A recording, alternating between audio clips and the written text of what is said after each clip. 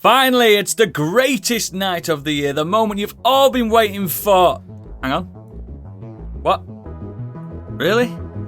You're fucking kidding me? Oh. Ladies, gentlemen, and variations thereupon, this is modern escapism.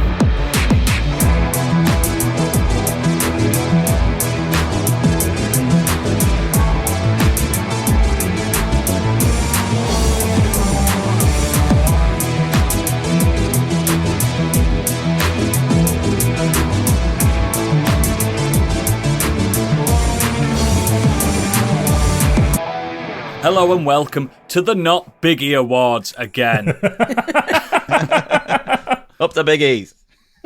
My name is Oodles, and joining me in solidarity this week, she once went 3 rounds with Mike Tyson, and by the 3rd bell, he bowed out and threw in the towel. It's Candy. All right. She's so humble. I don't like to brag. This chap secretly... He has a food blog in which he goes around England ranking the best kebab shops across the land. He calls it kebabler.mayo.co.uk. It's Stig. Oh, I wish that was my job. Hello. Feel like that rate my takeaway guy. Bring your little table and sit outside a kebab shop. You wouldn't be as in health as you are, mate. Trust me, you'd be sweating. Constantly sweating. But also, this man was thrown out of a Philharmonic opera after the first rehearsal because, in his words... Dream Theatre are a contemporary orchestral artist.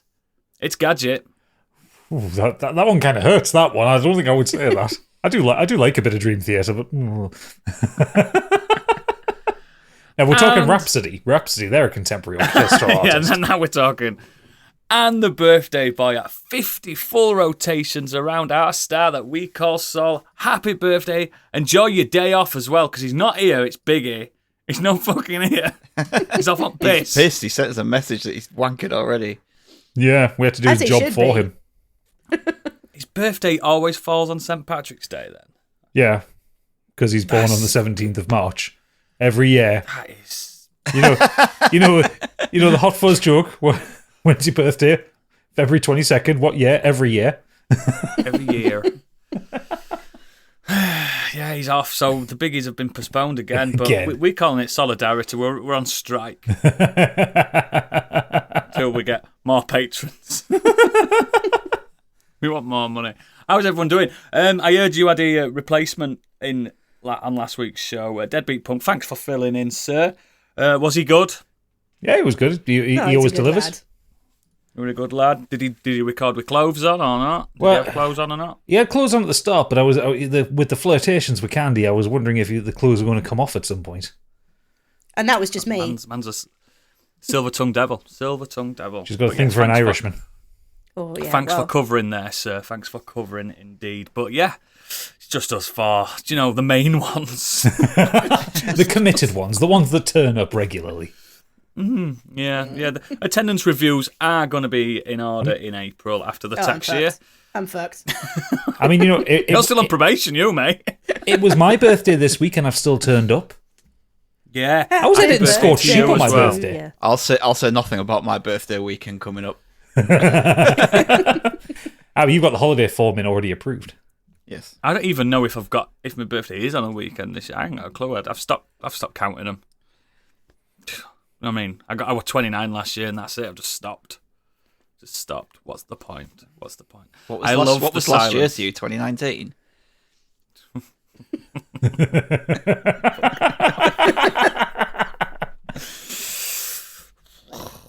Anyway, you had a good week. Yeah, no, it's been lovely. Yeah, I lost my job, so yeah. Yay. Fucking wow. I've been drunk. You've gained a job here. I've been drunk all week, so you know. You are now the only full-time podcaster on our staff. I know. So if we could just have a little review of the compensation for that. Mate, you could take it all for me, pal. Have the lot. I only do this because my voice needs to be heard for Britain. And you've got too much of a past to go into politics. Mate, imagine the Sun, the fucking Daily Mail, the fucking headlines, the day my name goes out to the public. Yeah. Fucking hell, it'd be a scandal. You think Daniela Westbrook were bad? Jesus. But speaking of scandals and news and stuff like that, he's not here. But we're going to get Biggie's breaking news. You may already know, but he doesn't, because it's time for Biggie's breaking news. Doesn't seem to matter what I do. There's always some news. No one knows how hard I read. Oh, I have searches that I can't explain. Read through the inane. All the pod been so polite, and I'll read it all tonight. 'Cause it's the news, anything else wouldn't be approved. Is it my destiny to read this out a week after it all happened? It's the news, where I see news, I see my friends. What will it take for Biggie to turn up and do his job again? Fucking sensational. Oscar winning. Untimely snubbed. Slash about to turn up. I've got his Les Paul behind me. He's under the table. He said there's a smoking ban. Won't come out. Although, despite the lyrics, I'm not actually reading the news. It's Stig doing it, so... Yeah, Oh, it's what? me. That was what a bait and switch. I know. I wrote it before we agreed that. Rogues. We're rogues. Oh, I think we've got like the same story in here 3 times, actually. It's all part of the Oh, same you're trying thing. to say someone's drunk? Yeah. First up, Aspire issue apology for atrocious Star Wars Battlefront classic PS5, PS4 launch. Aspire has issued an update on its disastrous Star Wars Battlefront Classic Collection launch, which can be purchased for full price on PS5 and PS4 now. At launch, we experienced critical errors with our network infrastructure, a statement read, the result of which was incredibly high ping, matchmaking errors, crashes, and servers not appearing in the browser. Fans noticed around launch that there were only 3 64-player servers available. While Aspire were quick to respond, the release was still suffering. The release is still suffering from various connectivity and performance bugs. A streamer Seppaku highlighted on X, formerly known as Twitter. I'm disappointed. This is robbery done by Star Wars Battlefront Classic Collection. At the time of writing, the game has mostly negative reviews on Steam, with just 20% reviewing the game positively. 110,000 players playing on launch, only 3 servers with 64 slots, meaning only 200 places available. Multiplayer doesn't work, and the price for this was $35. Yeah, it's still... Isn't there always a... Go on. Sorry, it's still overwhelmingly negative on Steam, and something that... I love that. Overwhelmingly negative. We're overwhelmed with the negativity right here. It's not just negative, it's overwhelmingly negative. Also, one thing that's confused me about this one, I've seen some stuff that I can discuss on it in a bit, but so this is a package of 2 PlayStation 2 games, yeah? That's when those original Battlefronts were, PlayStation 2? Xbox, PlayStation 2, I think. Yes, Yeah. so that gen. Storage space needed to install it, 50 gigabytes. What the fuck have they put into it? I mean, it Is it a doesn't remake, graphically look Isn't there amazing. already a currently Star Wars Battlefront game out? Well, yeah, there's the new ones that EA did, but these are like the classic ones from the PS2 era. Are they not the same type of game? I don't play them. No, they basically in 2014 or 15 or something, they resurrected the franchise just to make multiplayer games. And the ones that EA have made recently are basically just Battlefield in the Star Wars universe. So they've got nothing to do Darth with... Vader sometimes, can't you? Yeah, they've got nothing to do with these classic Battlefront games, which are really well Just loved. play Helldivers 2, guys. Yeah. If you want some multiplayer fun. But yeah, so they had 3 64-player servers available and had like 10,000 sales in the first day, so no one could get online. I didn't even know it were coming. Yeah, it was revealed last year. I can't remember when it was revealed. It was revealed at some point, but it was like I forgot it was coming out, to be honest. It just dropped. So did you care? Do you care?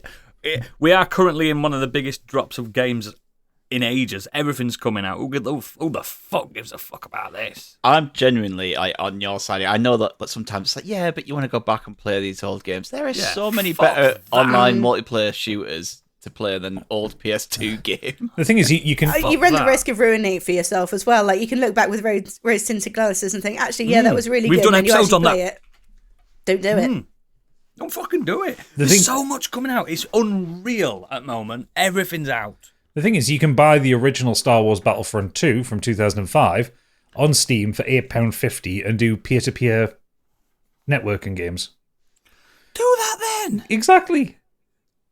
Like, fucking morons. Again, Star Wars fans are morons. In comparison, hard drive requirement for the original version of the game that they've just remastered, 4 gig. Why is it 50 gig the new one, boys? What's I could run that on my Apple Watch. Maybe that's 8 gig. That's weird. You run it on a fucking calculator. Yeah, speaking of Star Wars Battlefront, a used modder's work has been used without credit. A modder who believes their uncredited work was included in the Star Wars Battlefront Classic Collections says the whole experience has been a gut punch. So, modder... So he's put a lot of work in and he's not getting credited at all. Iron Shaman found their mod had not only been included in the collection's debut trailer, something Aspire said was done mistakenly, but also in the final game too. Yeah. It was never mistakenly. They just hoped they would never get spotted. Shitty stuff from that, yeah. It's horrible. You should... If he's that good at modding, give the man a job. Exactly. Is it not in the small print, like way down, that it says, if you mod something, we can use it? Because that sounds like the kind of shady thing that they But you use the credit people. Yeah, but also for a game from 2005. Like, because Blizzard did this when they did Warcraft 3 Reforged. Yeah. Because Warcraft 3 always had this kind of custom game maker mode within it. And that's what created Dota, Dota. No, Dota, the MOBA game that Valve have then taken on and make a lot of money from. And so when they did, the person that created Dota hasn't made any money. No, they have because they work for Valve now.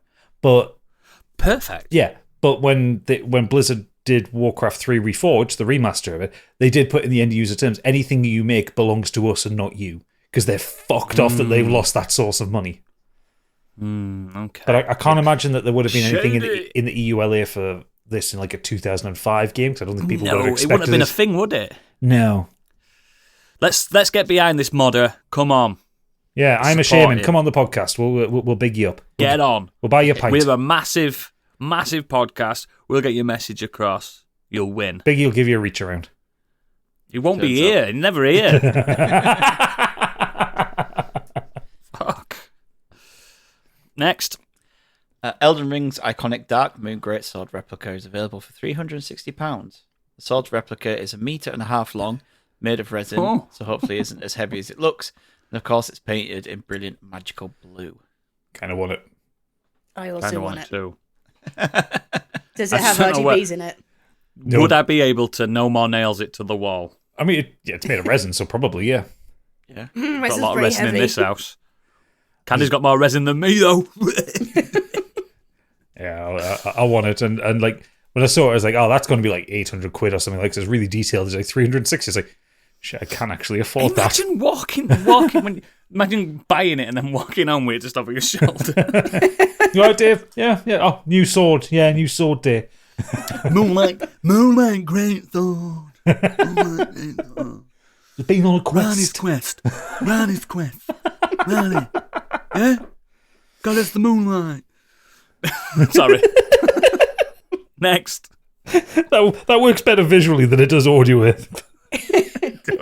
Sounds like you're just being offensive. Oh no, I weren't being deaf. I was talking through a bus. Yeah, no, I get that. Bus Like, you said visually it works better than it does in radio. I'm just method, mate. I'm just method. You're leathered as well. Next. I am leathered. Rumoured PS5 Pro will have spectral super resolution. What the fuck does that mean? We're going back to blast processing. Yeah, This is definitely blast processing. in the title of this news story, it literally ends with whatever that means. The PS5 Pro The fuck rumor is that miller's turning nonsense? again. While some analysts believe Sony PlayStation refresh will launch sometime this year, likely before GTA 6 comes out, we still don't know much about the console. Now a leak suggests that the improved PS5 will not only have more teraflops than the Xbox Series X, but also feature proprietary. Proprietary. God, I couldn't get that word out then. I know that word as well. Upscaling tech and better resolution. Tech YouTuber Mo Law is Dead, who has been hit and miss with leaks in the past, uploaded a video on March 14th. Documents he claimed were from within Sony. So this is all rumor based, but From his uncle that works at Nintendo. yeah. According to the YouTuber documentation, this tech is Sony's in-house upscaler will replace a game's existing temporal, anti-aliasing, or upscaling with resolutions similar to the output from AMD's FSR2 or NVIDIA's DLS technologies. Okay, right. So that actually makes more sense than what the headline implies in here. This is To you nerd. well, this is Kotaku being shit. Basically, so stuff like AMD's FSR2 or DLSS technology. These are the good uses of AI because what they use is they render the frame of image at like 720p, and then use The AI tricks you. and then scales it up intelligently, as opposed to previous upscaling So technology. it knows when to do it. Yeah, so as opposed to like previous upscaling technologies where things looked a bit fuzzy because it's stretching the image. They did. I used to have to turn the shit like that off because it used to make it all. The edges were weird. Yeah, FSR2 and DLSS, they do it intelligently so that it fills in the gaps properly and it basically it makes it easier and faster to render the frame. So like I can when I was playing on Alan Wake 2 on PC, I would get about 60 frames a second on Ultra without ray tracing that. If I turned on DLSS, that jumped up to 85 frames a second because it was having an easier time rendering it, so you got more power out of it. Yeah. So It makes sense. and it's also how we get like on like the Steam Deck and the ROG Ally, how you can get like better results out of it because they're kind of underpowered for some games. But if you put on FSR2 or FSR2 on the Ally on the Steam Deck, things run a bit better. So yeah, if Sony have done their own version of this, that's good. That's interesting tech. This article is shit because it's Kotaku, but also no one's got 8K tellies yet. So why the fuck do we care? Stiggers. I think. Well, mine's coming up to 7 years old now, mate. Yeah, so is mine. 16K. The other Mine's coming on to about 10-year-old mine now. the other thing as well. 4K, but it's old. The other thing as well is I was talking to someone about this earlier today. The PS5 Pro and kind of Xbox Series X or whatever, like a mid-tier refresh, is less necessary now because these consoles came out really powerful out the gate, whereas the PS4 and the Xbox One were really underpowered for like the way the technology was going. So they kind of had to keep pushing the envelope. Whereas like right now, it's like the consoles are kind of closer to PCs than anything. So Bring it on. It's something I'm absolutely not going to buy anyway. Bring it on. they'll make it look uglier, like they did with the fucking Slim. It's going to be bigger, isn't it? It's going to have another vent in the middle, another fin in the middle. Like, Will it come in black though? If it is, then I'll get one. Fuck. I mean, they refreshed the PS5 and they didn't do it in black. Fuck. It's not their design, is it? Because they've got all the what do they call it? The synergy design, don't they? Where the pads and it's fucking shit. so ugly. Ugly. PS5 is so ugly. Makes you sick. Stop looking at me. It's a shit. Sat there like just punching its fist like that, going, "What you say about me? It's that big." I've had too much champagne-style drink. I will fucking fight you. You'll lose. The PS5 and No, I will. the PS5 and the DualSense just sat on your desk, giving it the clicks. Yeah. We got a West Side being Story in punks. the night. Being fucking sharks. Kill them. Switches Next. over in the corner looking like Tiny Tim. It's poorly. Definitely poorly. Next up, Palworld Dev says massive profits are too big for a studio our size to handle. The boss I'll help. the boss of Palworld developer Pocket Pair has said the company can't handle the massive profits the game's generated. Send it. Send it, I'll borrow a tenner. Speaking If they interview pay with us enough, we Bloomberg- will be a Pal World exclusive podcast. Yeah. Pocket Pair boss Takuro Mizobi confirmed Palworld cost less than $6.5 million to make, 1 billion yen, sorry, $6.5 million to make, and has made tens of billions of yen in profit. For context, 10 billion is around $67.2 million. They're going to get I've got an fucked idea. on tax. Give your staff massive bonuses. Give loads to charity. And send it my way. They'll probably end up giving their staff like bonuses. Like Pocket Pair are there's only maybe like I think 60 of them that work for the company. It's a really small. What's company. the maximum? What's the maximum amount you can send to someone via PayPal? How much could I receive? A few grand. That'll do. I'll slut for Palworld for a few grand. I'll get a tattoo on my forehead for that little sheep thing. Nintendo's there, like looking at Game Freak, going like, "Pocket Pair was able to make a Pokemon game with a box of scraps." They'll buy them. Nintendo will just buy them. We own you, Mr. Miyamoto. We're not Pocket Pair. Yeah, that's one fine Pokemon game. Why doesn't mine look like that? He's gonna kneecap in him. Arigato. Blow the fucking kneecaps. CEO of Pocket Pair is going to wake up with a Furion head in its bed. Yeah. You're sleeping with the fishes. Next. Final one in the games. Night Dive's acclaimed System Shock remake is heading to consoles in May. Out on the 21st of May for PS4, 5, Xbox One, and Series X/X. You going through it again, Gadget? I'll not go through it again, but I've done it twice now through on PC. Really good game. I'd really recommend everyone get it, especially if you are of a certain age and remember how games were in the 90s, because it's still very much a 90s game. Shite. No, like just the way the quests are laid out and the way you have to like track your way through things. I think you'll enjoy it, Oodles. I've played System Shock. Yeah. I went to my uncle's who used to be a big PC guy, and I played a good fair few hours of that, and it was frightening. It's still kind of frightening now. A lot younger than I am now. No, I really, really love my time with it. So. But again, I like old school games like Deus Ex and stuff. I don't like the new breed of the immersive sims. Too much immersion. I like a little. Rope me back in. Yeah. Rope me back in. Well, you'll love this one then.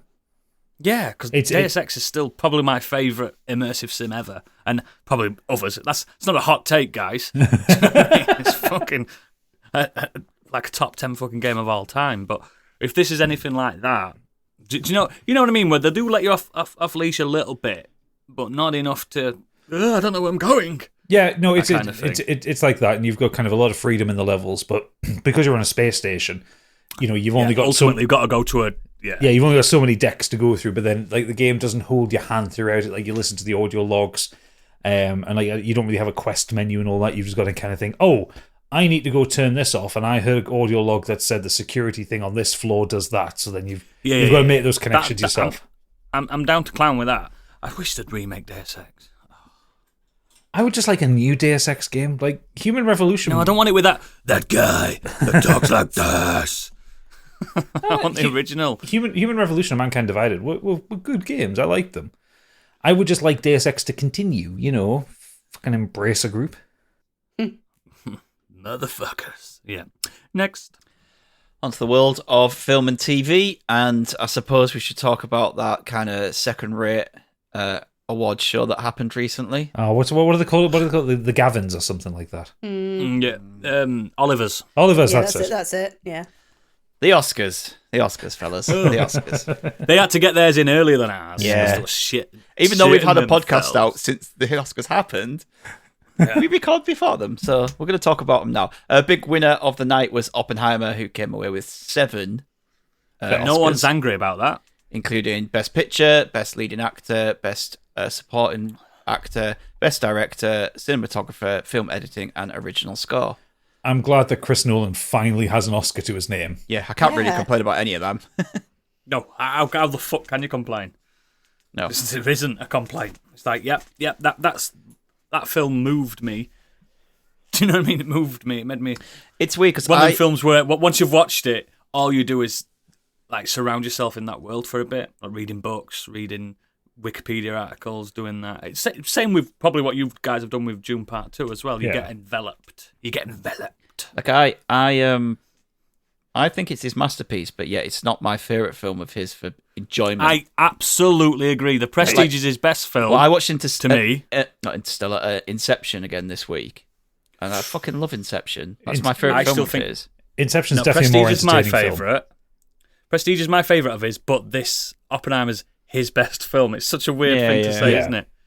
It's clearly his best film. It looks his best film. It sounds his best film. But everyone in it's the best they've ever been. But it's also like, again, the same breath, like you could argue that like Schindler's List is one of Steven Spielberg's best films. You don't watch it again on a Sunday afternoon. You don't leave that film feeling good about anything. No, we're putting Jurassic Park on, aren't we? No, exactly. Whereas, Oppenheimer's very much like that. It's a masterpiece. It's a stunning film. Every frame of that film has had love and attention poured onto it, and I never want to see it again.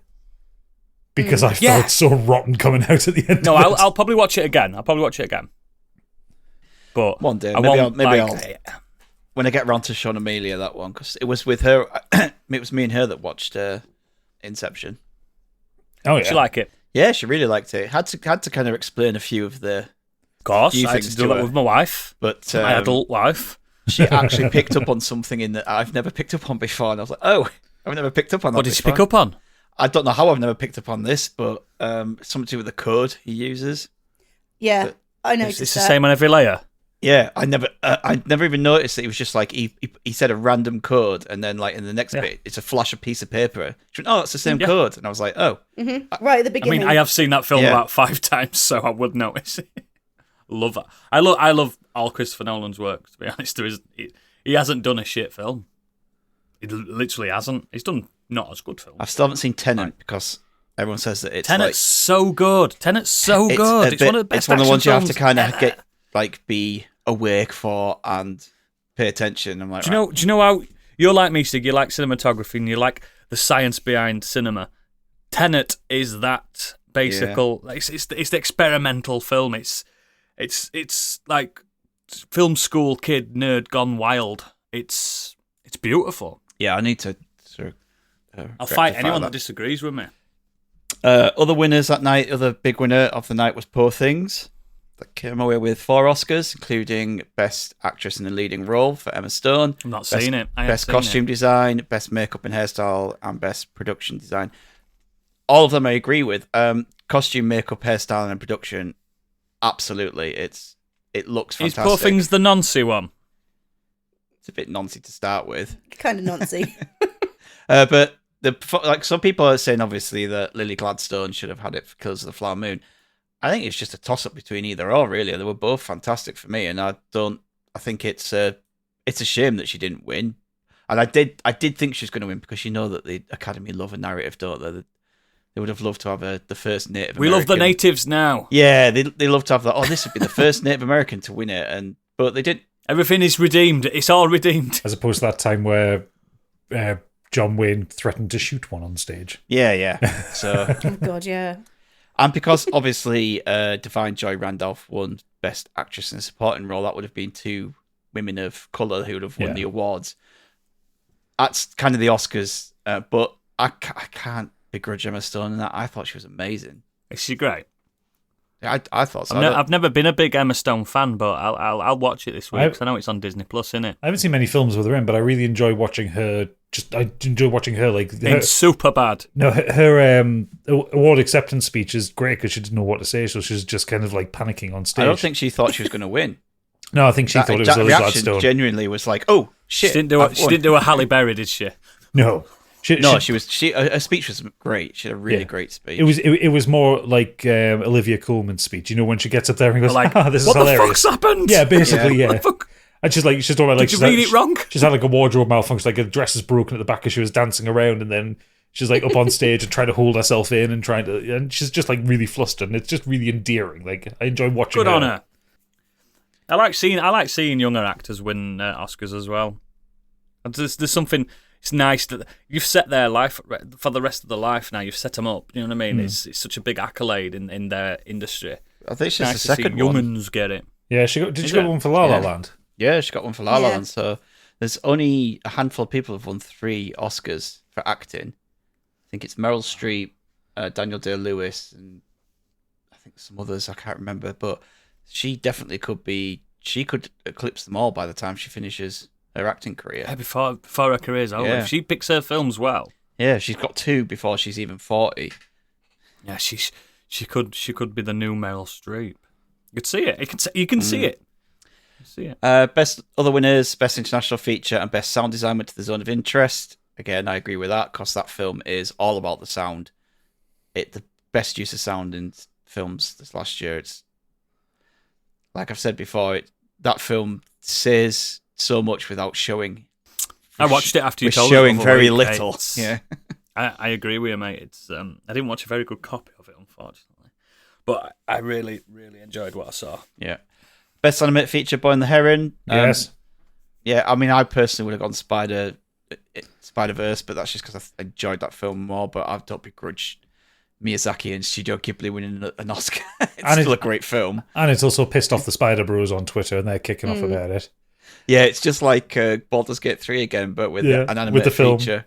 I even saw people going, well, I've not, like, it's definitely Spider-Man. He goes, I've not even seen The Boy and the Heron, but how could anime lose to Spider-Man? I'm like, oh, you didn't even see it, so... The funniest take, so I think you... People saying, who's Studio Ghibli? I've never even heard of him. I think my favourite take, I think you posted Stig, was that people kicking off, he didn't. It's so disrespectful. Hayao Miyazaki didn't even go to the award show. It's like, he's 80-fucking-3. Let him just have a rest on a Friday night, on a Sunday night. It's just like he doesn't have to fly over there. The best thing about it is him just not giving a fuck, not even sending an acceptance like pre-recorded.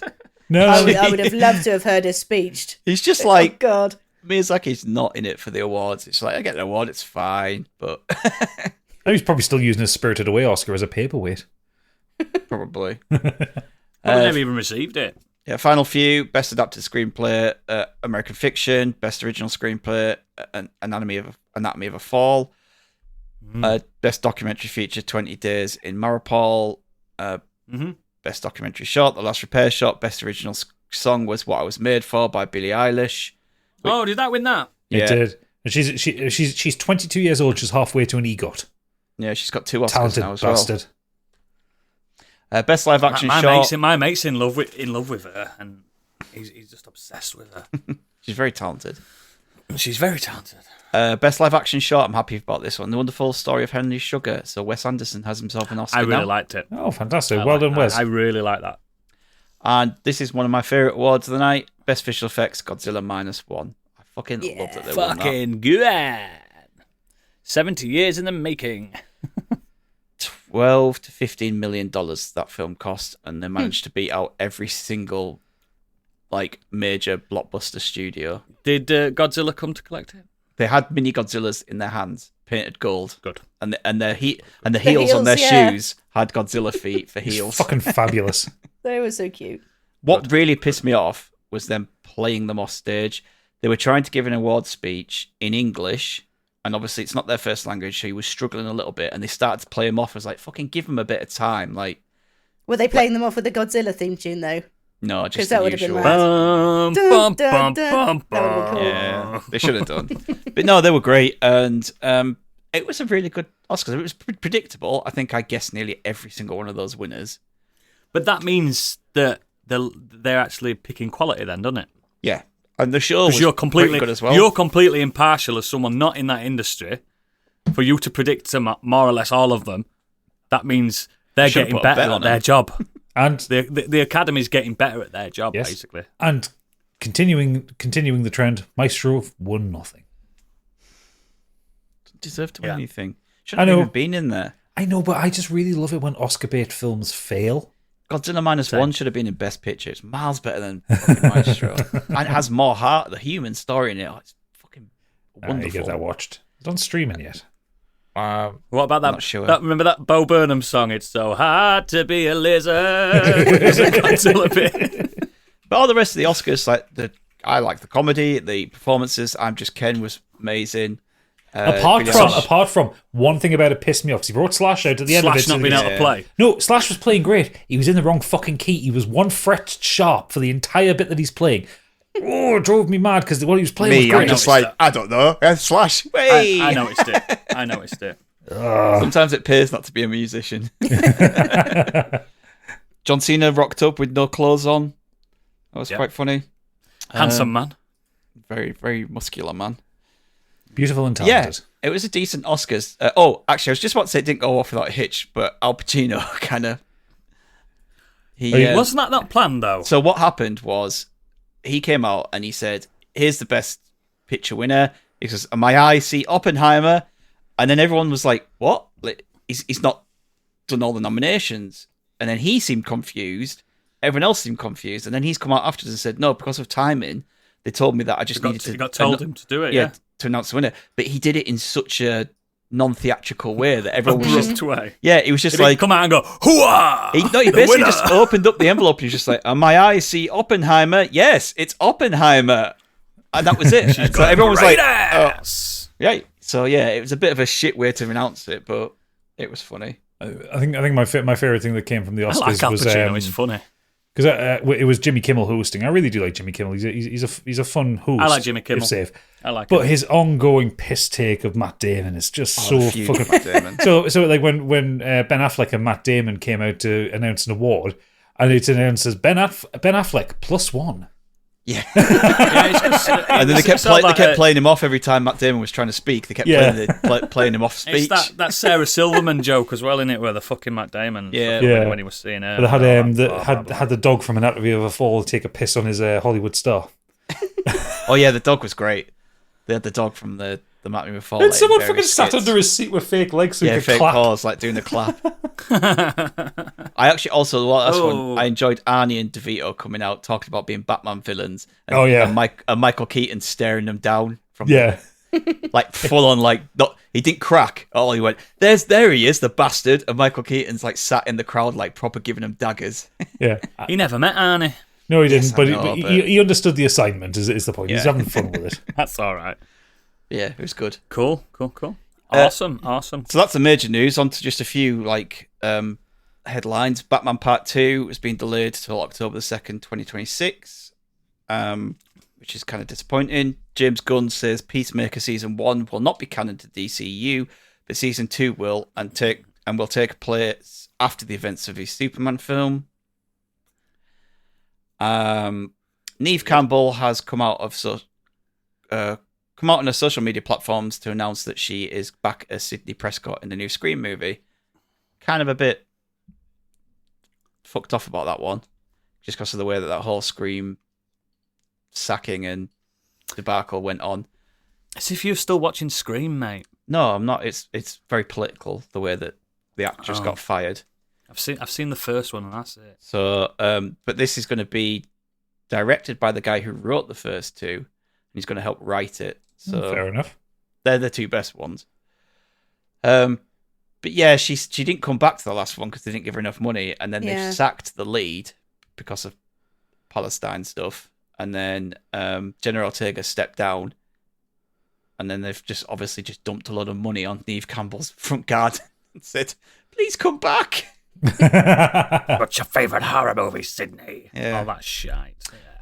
Third installment of Venom will be titled Venom: The Last Dance. Is in cinemas October the 25th. It stars Tom Hardy, Juno Temple, and Chiwetel Ejiofor. Know that. Juno Temple's doing well after Ted Lasso, isn't she? Mm-hmm. Turned up in lots of places. I don't like the name, the Venom: The Last Dance. No, it sounds shit. That's a comic arc. It's a real thing. I know, but it sounds shit for. It'll make sense. Let's not beat around the bush. The Venom films have not been good. Yeah. What do you mean, total carnage? Are you having a laugh? It's a masterpiece. In shite. Carnage. It's gonna be Or whatever it was called, yeah. Tom Hardy would make a good Eddie Brock if he could do a fucking Brooklyn accent. No, I still don't think he would. Do you know what would make a good Eddie Brock? John Cena. Someone actually massive. Yeah, so yeah. I mean, to be fair, I think at this point you bring Topher Grace back and do a better job. Oh, God. Eddie Brock's supposed to be inhumanly massive before he gets the symbiote. That's why it's attracted Yeah, to but him. nobody's that big and as good as actor. Dave Bautista? Batista's too old. Yeah, he's too old. The guy from Reacher, have you seen that guy? He's monstrous. Yeah, he could probably do it. He can act. Yeah, but he kind of shot into fame after they cast and made the first Venom. Yes. Yeah, that's true. And those films, let's be honest, those films do well because Tom Hardy's the lead. I'm not the biggest Tom Hardy fan in the world. I know, but a lot of ladies are. I liked him in Mad Max Fury can Road Candy when he confirm? said 4 lines. Yeah. My wife went to see it with a friend just because it was Tom Hardy. She had no interest in Venom. No interest in Venom. If you do some Brazilian jiu-jitsu, you might end up like tussling with him if you want, Candy, because he does that, doesn't he, on the side? It's funny because I do Brazilian jiu-jitsu in my spare time. Clearly. Yeah. Well, there you go. You learned a little does, something. Does do competitions in and around the West Country area as well. Isn't it in He wins them. juveniles though? He fucking wins them. His family lives up near where I am. One of my best friend's wife, where she works, the school she works at, Tom Hardy's have a niece or nephew go to that school, and he's turned up every now and again to collect him.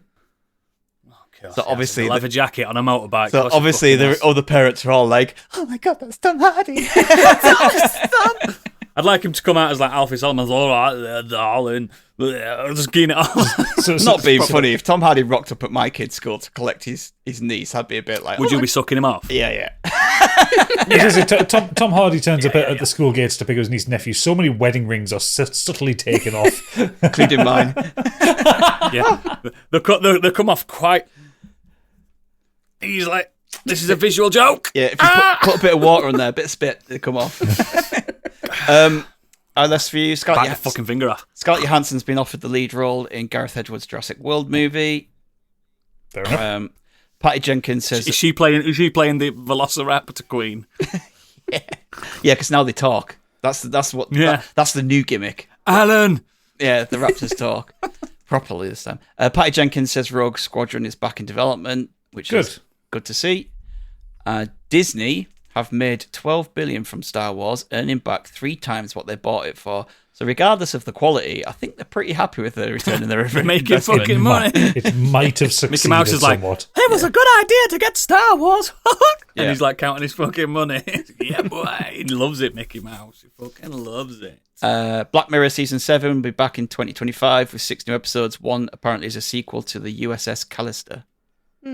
Oh, that were a good episode. I With didn't- Jesse Plemons. I didn't rate the last season that much. I've not seen the last season. Not finished it. It's Jesse Plemons. But he's like Captain Kirk in the Oh, no, I saw that Enterprise. one. I saw that series, but the last series, there was I think there was only 4. You not seen the one with Josh Hartnett? Oh, it's really good. Can't remember. I think we only watched the first 2. There's some good and there's some shit uns though in the latest season. That's the same with old Black Mirrors though. There's some Black there's some really Season good, coming soon to Netflix. There's some good uns and some shit uns, but the good uns are great. But last season, the good uns weren't so good. I almost feel They like weren't they as should good have as left the- it yeah. with the Black Mirror Museum episode. It felt like Yeah. a nice kind of ending. Nah, that. they peaked with National Anthem, the first ever episode with that pig. That's my favourite episode. San Junipero. Bring that come one on. back. No, National Anthem's best episode they've ever done. Love that for every reason imaginable. Yeah. Like, mwah. Last couple on TV and film. Supergirl World of Tomorrow writer Anna Nogueira will write a screenplay for the live-action Teen Titans movie. Ooh. Live action Okay. Teen I like Titans. Teen Titans. Doesn't Teen Titans like live or die on the fact that it is a cartoon and they lean into the fact that it's a cartoon? No, that's Teen Titans Go. Oh, okay. That's Teen Titans Go. It's Very a different different. universe. Gadget, come on. Teen I Titans- don't know DC. Teen Titans is a serious cartoon. Teen Right. Titans Go. The Teen Titans Go is The Teen Titans aren't kids in the comics. They're not self-aware. kids. The teens. Yeah. Right. So my only exposure to Teen Titans is the Teen Titans Go. Teen Titans Go is fucking amazing. I know. It's Nightwing, mate. I You know see. Nightwing? Yeah, I know who Nightwing is. No, but I'm saying the Teen Titans as a Beast Boy? yeah, I know who they are. I'm saying Teen Titans as a as a concept. I've only ever seen with the Teen Titans Go version of it. Yeah. No, they did a Titans TV show. Did they? Yeah. Titans is good. It must have been so good that I've never heard of it. No, it were good. It's part of all that DC kind of TV stuff. The they did. Arrowverse thing. Yeah. The only thing it didn't It have were good, Cyborg that. in because Cyborg is weird, but he writes things, and he was They ain't got rights to because he's Justice League. It was a weird thing, yeah. And the last one, the Among Us game animated series will feature voices from Elijah Wood, Ashley Johnson, Yvette Nicole Brown, and Randall Chris Park. Pratt. Randall Park. I'll take a bit of Randall Park any day. Do like a bit of Randall Park. Any day. Apparently, this is true. Elijah Wood is was paid in pizza. What's wrong with that? What a lad. Or was he paid at scale? Has he got 70 grand's worth of pizza? I don't know. Mate, I I'd be just, fine I with just that. saw someone that said this is true. He was paid in pizza. I hope that is true, and it wasn't just someone making a joke. Let's be real, guys. We get paid to eat. So if he's cutting out the middleman, just getting food, straight direct food. Think of all the mandals you could have, Candy. Oh, no. I wouldn't choose pizza if I had to be paid in one thing. Joking, what? Like Would it be one thing. jacket potatoes? No, I'm not. probably a fan of even eat potato. skin I on don't them like a either. potato. No. I don't. Oh, you Yeah. should. What would you be paid in? Cheeseburgers. Sushi, maybe. Oh, sushi. What the fuck is sushi? Cheese toasties. Just a, I get mercury poisoning. Did you see the sushi I made the other week? See how good that looked? Oh, I didn't see. Shite. Here's like a picture. I got sick Oodles, these looking two at it. Tories right here with their fucking sushi. I know. I want chips. Gadget wants a fucking pie or something. I like a burger. sushi. What a cheeseburger. Sushi's A amazing. burger. No, I love sushi. Crisps. Pay me in crisps. Cool with that. Pay me in Does- beer, motherfuckers. Next. Anyone care about the Glastonbury lineup which they announced this week? You want to talk Nope. about some of those headliners? They're quite Nope. diverse. Our listeners Actually, might want to hear. Yeah, I Dua haven't heard about this. Lipa, Coldplay, SZA, Shania Twain. It's a nice little... Shania Twain? That don't Let's go, impress me girls. much. Everyone's all these bloody old middle-aged white people going, "Who's SZA?" Like, it's like I don't know who SZA? SZA is because I'm not. From the Wu-Tang Clan? Yeah. No, it's RZA's daughter. Isn't it? Oh. I don't know. Where's Biggie when you need him? He'd have known. I'm pretty sure. Yeah, because she's 34 years old. She was not in Wu-Tang She's Clan. definitely not in the Wu-Tang Clan at 34-year-old. I think she's RZA's daughter. Makes sense. I could be wrong. Please don't hold me to that. Yeah. It's not Stig's scene, guys. It's not his scene. No, I do It's- like it's- R&B. It's just like I've not really heard much from her. It's But not R&B, it's hip-hop. I just I love the fact that it's just people just like when R&B goes on at Glastonbury, people seem to throw a massive Mate, fit about it. I'd watch Dua Lipa paint my fucking walls. One of the all best day. things I've ever seen about Glastonbury is the fact that it's such a mixture of artists. Yeah, they kicked off big It's time always when it was been that. Metallica, didn't they? Yeah. Yeah. They kicked And off then when they it were were Jay-Z. Yeah, and Kanye. Mind you, I watched Kanye and he was brilliant. He Don't was let that go- brilliant. Don't let that go on record. No, I've seen Kanye West live twice before he went insane, and it was fucking phenomenal. I mean, This is just before he went Phenomenal. insane, to be fair. So yeah. I mean, We'll let it go. the artists they've announced for the Pyramid stage is actually really eclectic. So beyond the headliners, LCD Sound System, Burna Boy, PJ Love 'em. Harvey, Cyndi Lauper, Michael Kiwanuka, Janelle Monáe, Paul Heaton, Keen, Paloma Faith, like Avril Lavigne. Keen are back. The Keen are back. Streets. oh, I do like the Streets. Streets. Original like pirate material. By the way, sorry, it Two isn't Sounds of RZA's, London. it isn't RZA's daughter. I just saw it online that someone had said that, so unfortunately, yeah. Ooh, bit of block like- party on the second stage. Yeah. Oh, yeah. Flux. Yeah. Helicopter. Yeah, so not a bad Faithless are playing as well. the Faithless. thing, if you go to Glastonbury, you're always going to find something that you enjoy, like whether you mean if to you or not. if I'm sorry, but I've been to Glastonbury once in my life, so I'm not a veteran. I'd like But if to you're go. going purely for the music, Yeah. you're not going to Glastonbury, right? you you're going go for for a the week's drugs. holiday. You come for the week You're holiday going of the drugs. No, Yeah. not even for the drugs. You're going for the week's holiday because if you're so far away from main stage, you're not going to get there by the time the fucking act's finished, mate. It's so massive. I It's got lost. phenomenally Yes, I got huge. lost because it was drug related, but I'm not going because of the drugs. Should we go one year? Should we go one year? It's so We'll- expensive we'll- nowadays. Fucking It- try. Well, They were expensive then. Now they have a try and lottery. get some press passes, and we'll pod from there. Yeah. See, the thing is, like, people are like, oh, Coldplay, like, the shit and everything. It's like, yeah, I wouldn't go see Coldplay at a stadium. It's not something I'd I personally bet they go put to. on a good show though. But Well, they do. Yeah, at a festival like that, I'd be like, yeah, why not? Like, I'll go. And if I'm, Why if the I'm not fuck enjoying not? it, I could just go off somewhere else. It's fine. They're a perfect festival band. Like, just think Yeah. that, like, it's warm outside, the sun's just coming down, you're a bit high on a bit of weed, Coldplay. Big Like, anthemic they- music with a everyone- light show. Yeah, everyone Weed, says they're mate, not I'm a on Coldplay fet, fan, but they telling you. always go sell out stadiums, don't they? Like, who are these secret Coldplay fans? And anyway, no one can complain about the inclusion of Coldplay this year, given the fucking state of Arctic Monkeys last year, because they were shit at Glasgow shite. last year. They're Elton John shite was anyway mint, now. though. They've done one good album. I watched part of Elton John's set. He was class. Elton John is a class. One of the best queens on the fucking in the industry. So Shania Twain will be doing the Legends set then on the Sunday. She'll do well with that because she definitely does go a good for show. I'd love that, mate. They've had Dolly Parton and stuff at Glastonbury. Do you know what I mean? It's like. My Who friend the went to fuck's see moaning? Dolly Parton. She said, "I'm not really a Dolly Parton fan 'cause in that I don't listen But to her she can stuff. blast them out. But I went to watch her, and I stood there, and she said, and she just made me cry. Just that's how good she was. Yeah. And the drugs. I saw Botticelli. I'm not even into Botticelli, but I saw Botticelli live and I was like weeping like a baby. Do you know what I mean? It is my dream that if Dolly Parton announces any kind of UK festival tour or anything like that, I'm going as well. I will pay whatever money it is to make sure I can get But I am Pip unashamedly into a place a fan where of... Dolly Parton is. Yeah. I'm unashamedly that'll a be fan her of Dolly come Parton. to Jesus moment. I want to see Tom Jones before he goes as Oh, well. I'd love to see Tom Jones. He's the original metalhead, isn't he? He invented heavy metal. Did he? You seen him moshing? Have you seen him moshing on stage? I guess he So kind of does. He does. He's got some stuff going on over Europe at the moment. I'd throw my knickers at him. I would. Tom Jones. Anybody want an omelette? Oh, I'd love it. Really looking forward to going to see Tom Oh, Jones it's true. tonight. I He's- hope he sexually assaults us in the process. I mean, I'm sure it's hard to get tickets for, but he's actually playing the UK this summer. We're going to go, all of us, go see the actual original metalhead, Tom Jones. We should do our pub meetup around Tom Jones. Are you telling me you won't be moshing to fuck when Delilah comes on? Course you're moshing. You are absolutely going for it. The thing about Tom It's all Jones down is like south.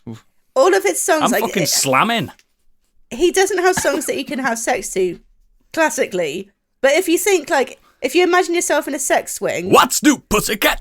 shit turns up. Hey, it's not all down south. Stiggy's playing Scarborough Open Air Theatre in June. Let's fucking go. Oh, here we go. Let's fucking go. See Big Tom. TJ. Oh, mate. When I'm in up for June? That's my that. birth month. 26th. I can do that. or Thetford Forest. I'm telling you now, that'll be a wild gig, and I bet you could open up a pit right in the middle. 26th. You got to fucking break some old lady's hips. Oh, see, I'm good for 26th of June. That's just Wednesday, though. I'd literally go in a Cradle of Filth t-shirt and everything to see Tom Jones. I don't give a fuck. I'll have full corpse paint. Danny 'Cause he's Filth into will it. probably be there. Or He'll be there. He'll be there. Daniel Filth. If you want a really camp Daniel? weekend, he's playing Chepstow Summer Sessions, the Chepstow Racecourse. 3-day Oh, pass. Chepstow. That's close to me. Headliners are Shania Twain, Tom Jones, and Hosier. That's a fucking camp Oh, you're weekend. telling me Come on, let's go to that. That's a 3-killer threat. That's a fucking... $65.90 for a Tom Jones ticket. Less than I Worth thought, every actually. That's a deal. That's Let's worth bring me every the penny. horizon. I paid more than that for Tenacious D. Bring me the Tom Jones. Forget the horizon, mate. Let's fucking go. Oh, no, hang on. Then you Up got your the service Jones. charge and your facility charge, no. your handling charge, so it goes to about 75 quid. That's still And less then- than I Still paid for worth it. Tenacious D. Mate, Yeah. it's Tom Jones, last of the living metalers. I'm telling you. People are arguing. People keep arguing about First that. of the living metalers. Yeah, listen to Tom Jones' back catalogue. Not his 90s, not Sex Bomb. I'm talking the old stuff. I That love a shit's bit of Sex metal Bomb, as though. fuck. Sex I Bomb's like a bit Sex Bomb as metal. well. It is a bit metal, actually, when you think about it. It sounds like a Judas Priest song, doesn't it? That cover of Burning Down the House has got a kind of a metal rhythm to it. Yeah. Exactly, mate. He's the original headbanger. Let's go. Tom Jones. We're announcing it right now. The Tom Jones experience with modern escapism. Come meet us at Scarborough. That's fucking made his weekend that finding a decent I'm Scarborough. buzzing. Up the I'm fucking scabs. buzzing. We could get a little Airbnb caravan. Fish and chips. on the beach. Haven Holidays or whatever it's called. Butlins. Not Pontins up there. No, that's, knows, mate. that's I haven't got Wales. a clue. Got a great water park there as well. Oh, let's do it. Wet and Wild with Tom Jones. Let's fucking go. Anyway, we've rinsed this news. Is there a weird one at the end? World Web, yep. Moviegoer arrested after lewd sexual behaviour during Love Lies Bleeding screening in Detroit. Not Fuck. Pee Wee Herman again. No, like, it's been dead about a year, mate. Don't matter. He might be back. A moviegoer at MJR Southgate Cinema in suburban Detroit was arrested for allegedly engaging in lewd behaviour during a screening of the new Kristen Stewart film Love Lies Bleeding. Southgate Police Department confirmed to Variety that a patron was arrested after a Thursday night screening of the noirish thriller and is still in police custody as of Friday morning. Wow. A not safe for work photo of a man asleep in a reclining chair with his penis exposed was posted on Twitter with the caption of, "Went to see Love Lies Bleeding and this drunk guy jacked himself off to sleep." We've all been there. A raunchy, sexy lesbian film. So I can understand why he might have felt a bit horny, but maybe wait till you get home. Wait for the home DVD release. You're not even allowed to wank in them porn theatres. Do you know what I mean? Never mind, just a commercial film theatre. Dirty, dirty get. And that's why Biggie's not here today, because he's been caught wanking. But he didn't even have a Dune popcorn bucket. Yeah, he missed a trick there, didn't he? Yeah. Butter it right up. Love Lies Bleeding fucking popcorn bucket. What would that be? I don't even want to guess. Don't even want to guess. Just Kristen Stewart's head. Anyway. I'm going to say a thighs. One more piece of news. I want to do this after the Weird Word Web. We didn't announce this last week because Oodles wasn't on, but Dragon Ball Japanese manga creator Akira Toriyama sadly passed away recently. I say we didn't want to mention it last week because Oodles wasn't on and wanted to pay tribute to him. I didn't think that we would do it justice. It's still very raw, but I'm going to talk about him a little bit in a second when we do the main topic. I may as well start. This is the main part of the show. So yeah, actual hero mangaka Akira Toriyama passed away not too long ago at a very young age, in his 60s. If you don't know who he is, Dragon Ball, Chrono Trigger, Dragon Quest, loads of other mangas. I didn't realise he'd done Chrono Trigger. Oh, mate, yeah. He's done basically my childhood. To me, it's on par with Prince and Bowie dying. Do you know, when it just hurts so fucking much? It's like, shit. He was midway through another project and everything like, do you know what I mean?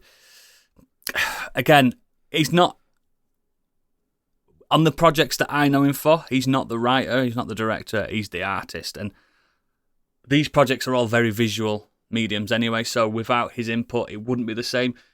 There isn't a person alive on the planet now that doesn't know a Dragon Ball character. You might not know the name, you know what they look like. Everyone knows what Son Goku looks like. Everyone's seen Goku. The whole internet started with people doing Dragon Ball Z videos. Do you know what I mean? It's a known face, a phenomenon. The biggest, and I mean biggest, export from Japan is Akira Toriyama at this point. He's made more money for himself and Japan. World-renowned, just absolute class act. Barely ever did interviews, barely ever appeared as himself. He used to go as his avatar. Because a lot of manga artists used to have little avatars and they go about as them. Very shy man by all accounts. Very, very, very wealthy man. Very wealthy. Just sad. I think it was a blood clot, wasn't it, that took him? Yeah, I think hematoma. Yeah. Unexpected, out of nowhere. They've had a National Day of Mourning in Japan. It's big, massive figure. I mean, I couldn't think of anyone in British culture that's that big on that scale. Just Japan, other countries as well. I'm pretty sure I saw it Brazil, in some South American countries. Yeah. A lot of people have learned second languages due to Akira Toriyama's work because obviously we didn't get, for instance, in the West, we got Dragon Ball Z before we even got Dragon Ball, which chronologically doesn't make any sense. But we got fan-made, Gadget's probably seen a few in his time, fan-made dubs of Dragon Ball in the 90s. I've actually literally never seen an episode of Dragon Ball in any way, shape or form. Have you not? No. Originally, we got really strange fan-made dubs, like where people just record like, "I'm gonna fucking kill you, Frieza." They'd never say that. I mean, all his works have been family friendly. Don't get me wrong; some of them are a sign of the times. Some characters are a little bit obsessed with knickers, but it is what it is. But I don't know. My first JRPG was Dragon Warrior, as I knew it then, 2. And it changed who I am as a person. And once you're an artist, Candy, who's your favourite artist on planet? Oh God, you put me on the spot now. But he would certainly be up there. I actually learned to, like, when I was, one of the first manga anime shows that I watched was Dragon Ball Z. And that was so I would have been about 13, 14 at the time. And that's when I was really starting to learn to draw properly. And I just used to draw Dragon Ball Z infinitely. I've probably still got a bunch somewhere. My mum's probably kept them. Piles and piles and piles. What he did, he made, like, when they asked him to create a mascot for Dragon Quest, for instance, he whipped up a slime in a second. And look what that's done. Every fucker knows what slime is. It's and it's so simple. It's 2 eyes, a mouth, and a body. But the way I don't know, he just makes things seem alive. Like, you put a lot of when personality into it. Yeah, it's weird how, like, in Dragon Ball Z, like, you can see the character's eyes over the hair and stuff like that. It makes no sense, but it's the simplicity, the beauty of it, and the silhouette. Every character he's ever created, you recognise from the silhouette alone, and it's just so a masterpiece. But you saw, you could actually see his art changing as well over the course of 30, 40 years. Oh, yeah, he got better. Like, yeah, for sure. Like, the difference between Dragon Ball and sort of Dragon Ball GT or whatever one they replaced it with. I can't remember. They vetoed GT, didn't they? But, yeah, you Dragon can see... Ball, Kai, and then Super. Yeah, Super, I think I'm thinking of. But, yeah, you can see the progression of his art, which is incredible. Like, normally you get to about 20, like, that's my style, I'm done. Yeah, he did get better. And he didn't need to. He didn't need to get better. No. That's what he was known for, but he did. And he used to like, he was the first manga artist in Japan that said, "Do you know what? I'm having a break," because they weren't allowed. These manga artists, they used to work on these books alone every week, do a new book, and there was no rules, there was no unionization. They had to just constantly work until they died. And Toriyama just went, "Yeah, I'm having a break," and then was like, "What? The economy's going to crash." Like, fuck your economy. I'm having a break. I am knackered. And he became like the one for all of a manga artist to look up to. Like, he's the sensei. Everyone calls him sensei. You know what I mean? He was the boss. And it's just a massive loss. Like, when we ultimately lose Sir David Attenborough, for instance, like, cultural touch points for Britishness, that's theirs. Do you know what I mean? I know it's a different field, but someone that massive has just gone in an instant. But yeah, the reason I bring it up is because I've been playing through some of his oeuvre. I've been playing Chrono Trigger and Dragon Quest again, obviously, in memoriam. And it's just, I want to mention him because I want him on his pod art. that's why. I think it's only fair. And I didn't know that you didn't mention it last week either, because I got too busy to listen to that episode. You don't listen to the podcast. I don't listen to the podcast. Poor form. But I appreciate you giving me that time to wax lyrical about one of my heroes. I don't have many heroes left. I don't know about you guys. I don't have many left. Most of my heroes turn out to be bastards, so I'm usually happy when they die. Yeah, that's true. Yeah, it's fucking shit, innit? But yeah, other thing I want to get this off my chest. I've completed Final Fantasy VII Rebirth. Ask me anything. Have you had sex yet? Have a what? Have you had sex yet? In real life? In real life. Yeah, loads. Oh, I thought your virginity had regrown. No, I have quite a bit, at least 3 times a week. Man, and some people have it every day. Fucking hell, have a rest. But yeah, I feel like I'm in kind of a weird select group of people now that know the story to this game, and I've got no one to discuss it with, because I'm not going to say I don't worry, Candy, but my God, what have they done in a good way, Candy? Okay, my heart. What have they done in a good way? And I did in our Discord, I did mention the other day. Remember when I said Dragon Quest XI's my favourite game of all time? Yeah, it still is. Okay. Don't worry, it didn't take over, but it's up there. It's up there. It's fucking up there. This is the most accessible of that kind of game ever. The combat system, like we've already discussed. I was saying to Gadget, because Gadget, you've picked up Rebirth remake, haven't you? Yeah. That if anything, you have the next chapter to look forward to, because it is just and I liked remake. I loved it. Infinitely better. Yeah, And a lot of people said remakes too corridory. There's no freedom. I was saying that to Candy the other day. It's like I was getting frustrated by it being linear, but then I remembered the entire Midgar section of the original game was really fucking linear. Yeah, you've got to remember that entire section had one shop. Do you know what I mean? Yeah. It's one of them things. But this is just... How far are you now, Candy? So I've just had Barrett and Dine's backstory. Oh, isn't it emotional, that? Oh my god, I sent Gadget a crying picture. Yeah. I wasn't expecting that little hit. Oh, don't get me wrong. This game doesn't stop. I was crying on the credits of this game. Crying my eyes out. What they've done with the story that you think you know, thrown it out of water, mate. It's just massive. And I was scared because I thought they're going to do what? Go all Kingdom Hearts because it's the guy that made Kingdom Hearts. You know how confusing Kingdom Hearts law is. If you sit someone down for an hour to tell you about Kingdom Hearts, mate, you're fucking... That's how you grow your virginity back. But this... There is some convolution to it, but if you know the story, you won't be confused. Get what I mean? Like, if someone like Stig that doesn't know, no chance. Absolutely impenetrable. So does it rely on having foreknowledge of the original story? Yes, and remake. And Crisis Core. And Dirge of Cerberus. I hated Dirge of Cerberus, though. It was a bad game. But at least you And know about Advent it. Children. Advent Children was a bad film. I quite liked Advent Children. It was okay. It was not. Baby Sephiroth, though. It was shite. Now, I'm not one for like fan service and like Yes, you nostalgia porn and fucking stuff are. like this. I'm not, but this does it well. This does it well because even again, it's hard for me to say. I'd love it if I didn't like. My mate's been playing it concurrently with me. He's never even played a Final Fantasy game. He didn't even play remake. He's just gone into this, and he got to end, and he fucking loved it. It still seems You know like what I mean? that seems like a bit of a hard slog to get into the middle of a trilogy. Yeah, he didn't know who anyone was. He didn't know who anyone was at all.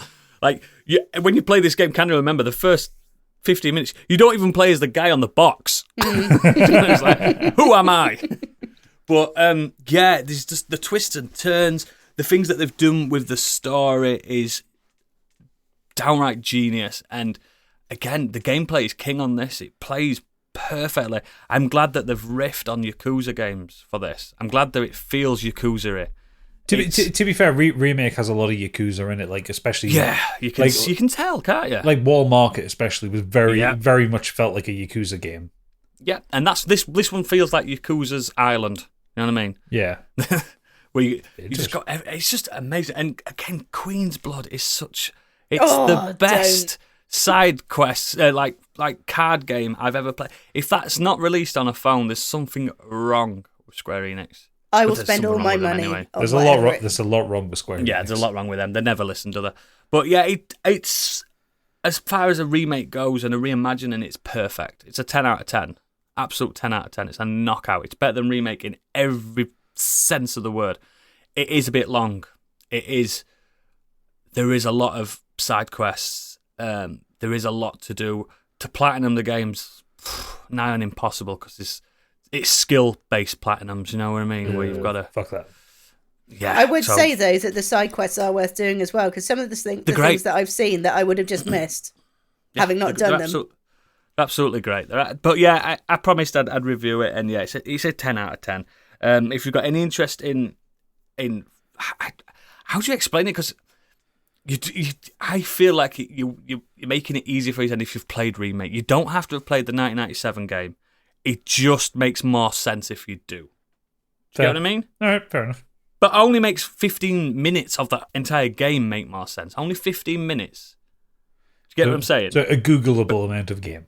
A Googleable amount, yeah. But Remake, you definitely need to play that first. 100%. But yeah, the main thing I want to talk about is a film I watched. I don't know if you guys have mentioned it last week or anything like that. I watched Ricky Stanicky. I watched seen that it this advertised. Ricky Stanicky is the new John Cena, what's his name? Zac Efron, and Andrew Santino film, and the other mate. I don't know who he is. Jermaine Fowler. Yeah, Jermaine Fowler. It's a Farrelly brother comedy, not brothers. Brother. I can't remember which one it is, but it's Peter one of them. Farrelly. Guy, Peter. so he did Green Book. Green Book. Yeah, the Oscar-winning film Green Book. It's gone back to comedy. Do you know what? I don't care what anyone says. I enjoyed this film.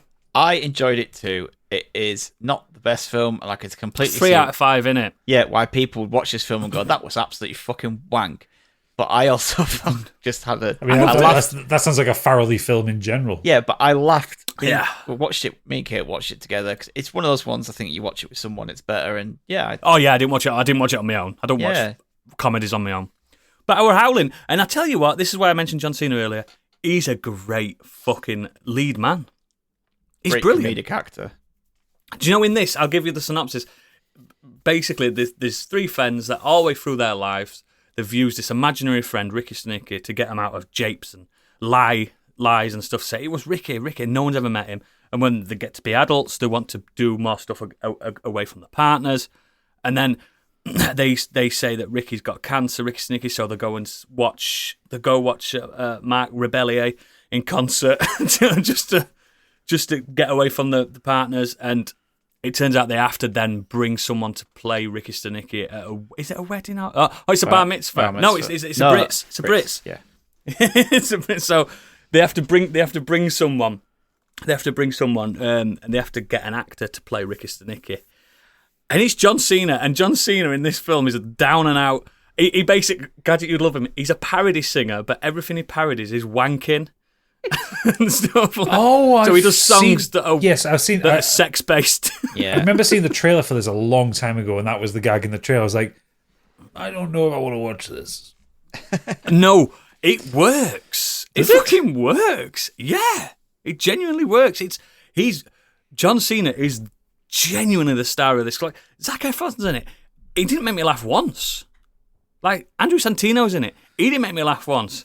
Every time I laughed, a few lines that were quite funny, but it's all every time I laughed was it was John Cena and what's his name from Shameless, William H. Macy. William H. Macy. Those two together were insane. I loved it. That bit, but it's not 5 out of 5 film. It's a 3 out of 5 little romp. It's better than Dumb and Dumber 2. A lot of things are better than Dumb and Dumber 2. Botulism is better than Dumb and Dumber 2. It's just a laugh, and it's on Amazon Prime. It don't cost you anything. It's just up there. It was over before I realised as well. It's a quick film. Yeah. So one of the best things in this, right, is they have a book they call the Bible, where they've written down everything they've ever said Ricky Snicky's done, any japes apparently they'd got in. And so his humanitarian work. So when they give it to John Cena, he actually has all. He's a method history. He's a method actor, and he's gone through it all, and he's learned everything about their lives and everything about this Ricky Stanicky. And he just ends up becoming really successful because of it. Including to the point where he convinces one of the other person's mums that he wasn't around during their childhood, and he met her, and she can't quite figure out whether it's. She's like, "Oh yeah, I remember you." Like you look. She goes, "You haven't changed a bit." Yeah. Never met him. He's just got. And do you know what's funny about it is that it looks like John Cena. He's just massive. He's just unreal. Like when he's wearing a suit, it's ripping. Do you know what I mean? He's just. I really enjoyed it. It was the laugh I needed this week. It really was. But it's just not mind blowing. Do you get what I mean? You can enjoy a 3 out of 5 film and just think nothing of it afterwards. But yeah, I recommend it, even though it is only a 3 out of 5 film. So you say that, and yet you take the piss out of Adam Sandler films. Honestly, yeah, and they're Adam 4 out of Sandler, 5s. I did watch that Spider in Space Adam Sandler film as well, by the way. This is not going on the pod art. That Spaceman film is fucking bobbins. At first, I thought I was such mixed reviews about it. I thought I were liking it at first. I'm going, this is basically it's a space spider that's a marriage counsellor. Oh yeah, and it's just fucking weird, man. It's just weird. Isn't it a rip-off of something? Don't know. No idea. But the thing is, with like Ricky Sticky's, I could completely see if someone said that's a 1 out of 5 film and I hated it. Yeah, I can. I do not think you would like it, Gadget, at all. I can also see someone saying it's a 5 out of 5 because it might be their thing. Yeah. But it's just proper. I had a good time inoffensive. with it, and it's an hour, just over an hour and a half. Yeah. Sit there with your partner and have a giggle. It was fine. There's dick jokes. Yeah. Know what I mean? See, to be honest, I probably wouldn't end up liking it because I've seen quite a lot of Farrelly Brothers films, and I think beyond Dumb and Dumber, I don't think I've actually liked any of them. Something about Mary. That's good. Oh, was that the Farrelly Brothers? Okay, we'll get okay. I like Me, Myself, and Irene. Me, Myself, and Irene's amazing. Me, Myself, and Irene has moments, but I just really struggled with the concept of them taking the piss out of a disability like that. I know, but it was the 90s. I know it was the 90s. It might not been actually. It might have been the early 2000s, that one. That film is effectively saved by how good Jim Carrey is 2000 in it. it was. Yeah. Do But you remember Stuck on You? Stuck on You, yeah, with Do you remember that? Greg Matt Kinnear. Damon and Greg Kinnear, like, conjoined twins stuck on each other. oh God! They were good! No, it can't be good at the conceptual level. They got cut in half and they hated it, didn't they? They wanted to be back together. Yeah, so they tape each other back together at the end to Tape each work, other back when they work, so they can work properly. And they can shag. Oh, God. Farrelly Brothers, what are they doing? But yeah, Ricky Sticky, get it watched. Candy, you'll love it. Oh. You'll love it. So sorry to go back to the point because it was pissing me off. I couldn't work out what it was. Spaceman, the Adam Sandler film, it rips off Andy Weir's Project Hail Mary. Oh, does it? Yeah. It's shite. It's not as That good as book his is good, basketball film. Is it? I'm sure. Andy Weir is good, though. He is good. But yeah, that's me. Candy, what you been up to? Well, actually, all of my time has been taken up with Final Fantasy VII. It's shite, mate. Don't bother. Yeah, nah, fuck it. Hate it. So I'll tell you what, I will tell you a story of something that's happened in real life Candyland this week, and I mentioned it to you in the Discord. However, I was tattooing this week. A man was getting a picture of an eyeball on the back of his hand. The eye was his wife's. 2 dates. Yes. He'd written down the dates. He'd sent them to me. Got the tattoo ready. Liked it. He checked the dates. Yes, very nice. Put them on. Tattooed them. Off he went. He was very happy. Came back an hour later. He was like, "Oh, you're not going to believe this." I'm like, "What?" He's like, "I got the date wrong." And he put a date in the future. I was like, "Do you know what? I didn't actually catch that either." But yeah, so that was bad. But that's actually like, if you ever ask a tattooist if they got a date wrong, they have, because that's not my first time that's happened. And this also wasn't my fault. So the first time was at a convention. So I was in front of all of my peers when this happened. And I tattooed a lady. She wanted a couple of dates. Same thing. Checked it. Hour later, she comes back crying. So not only do I have a woman that I've just tattooed crying in front of all my peers, I then have to cover up my own work. Oh, no. Not great. But yeah, no. I've got dates on me. I've got when you have dates to on cover me. up a I've never date, checked. how do you do it? Do you just Turn it to a line. remove the Yeah. date effectively? I don't really know what I'm going to do. I'm just going to have a look at, see how it is when it's here. Because it's So like what is it, an eyeball? You can't cross out one number and put another next to it. So. Can you, if it's just, is it just like a single line, or is it elaborate, or It's a 4. It needs to be changed to a 3 Is it an could eyeball? you not tattoo So there's over an the 4 eyeball. with like, with dates Yeah. above. Can't you just make that as a line underneath the eyeball and put the date underneath the line? Or blood? Maybe. Yeah, maybe. We'll see. can you not, is it not possible to tattoo over that line with like a white, and then No. Because it Do you know will what I'd make it all do? go Because it's grey. me and I don't give a fuck about my body. I'd get you to put a big X through that date Yeah. and put it underneath. I'd Just be like, say, she got it, she got it wrong, she got it wrong. turn it into a banner, so I'm gonna have to black it all out and then write up. Then Yeah, Or banner. renew his wedding vows next year. So I Why's he assume got he's an slightly in the eyeball there, doghouse though? with his wife then. was it meant to be 2015? It was meant to be 2023. No, 2023. And it was sorry. 2024, which was kind of like 6th of 6th, 2024.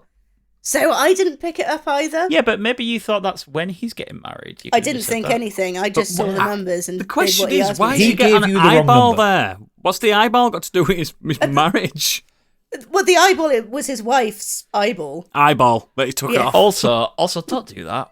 No. Yeah, Don't don't- tattoo anything no. to do with your other half, or like your Oodles has got a king on it, like symbol. King of and Hearts. she's got a queen, doesn't she? That's Yeah. kind of fine. It's But fine. like, it's Who's- not her name. It's not her like date Yeah. of birth or The cake or could her be me. eyeball, I love like- me. Yeah, like Pips- Kenny. Yeah, Yeah, it could just be me. Pip's got one of her nicknames for me on There's her. Michael on a ass. No. But in a way that, like, if we would ever split up, she can go, like, that doesn't mean anything like that. Yeah. Yeah. Gadget poo. No. Gadget's got Pip on his tit. I literally just have the Dark Souls tattoo that Candy He has gave his me. nipple like a line down from his nipple. So it turns it into a P. Honestly, you know, Oh, Pip that's would giving lose me her fucking... an idea to do it to mine. Pip would, I might Pip get would Pip lose her tattooed on shit me. if I did that. She would fucking love that so much, so it will never It's happen. a good job she doesn't listen to this podcast. It Because then is she'd really, be like, yeah. Michael! We're going to see Candy! Yeah, it's exactly what she sounds like, incidentally. It is. But a bit more aggressive. Uncanny, that impression of Pip that you've got there. Because she's always voicemailing him. Stuart, can you get Michael to stay this and do this? He's not listening to me. Yeah, she kept calling me by my non-podcast name when we were in Newcastle. I'm going, stop it. Toodles to you. Yeah, I don't even know your name. It's amazing that Barry. it's amazing that she guessed it right first time. You know, like calling you Tracy in town. It's just I know. How did she know? How did she know? Big Trace. Big Trace. Tracy with the beard. But yeah. That's It's a pod title, Tracy with the beard. yeah. Candy's had some tattoo experience. That's her nexus.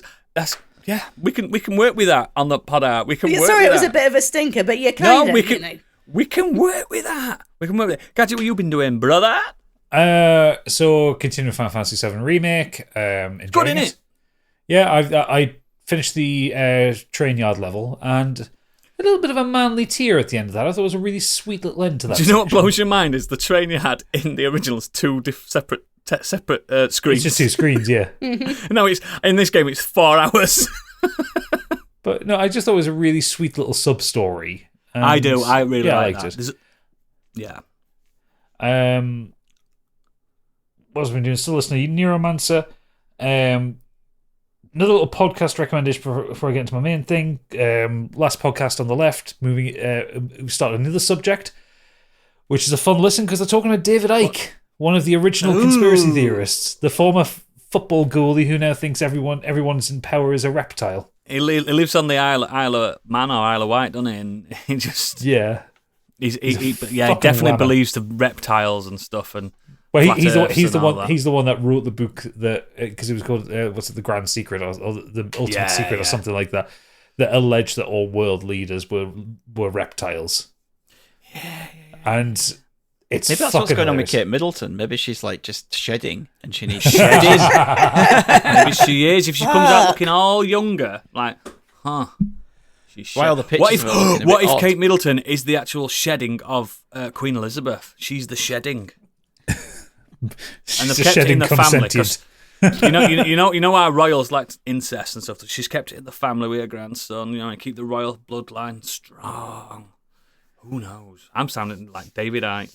You really are. Wasn't he? Wasn't David Icke originally like a footballer though? Yeah, he was a goalie. He was a goalie. That's it. He was it was before the Premier League. He was a Division 1 goalie. Division 1 goalie. Yeah. I can't remember what team he played for, but he definitely did. I know he was a football, and then he just turned into a conspiracy nut. Imagine David Seaman doing that. Well, Or Pavel Cernacek.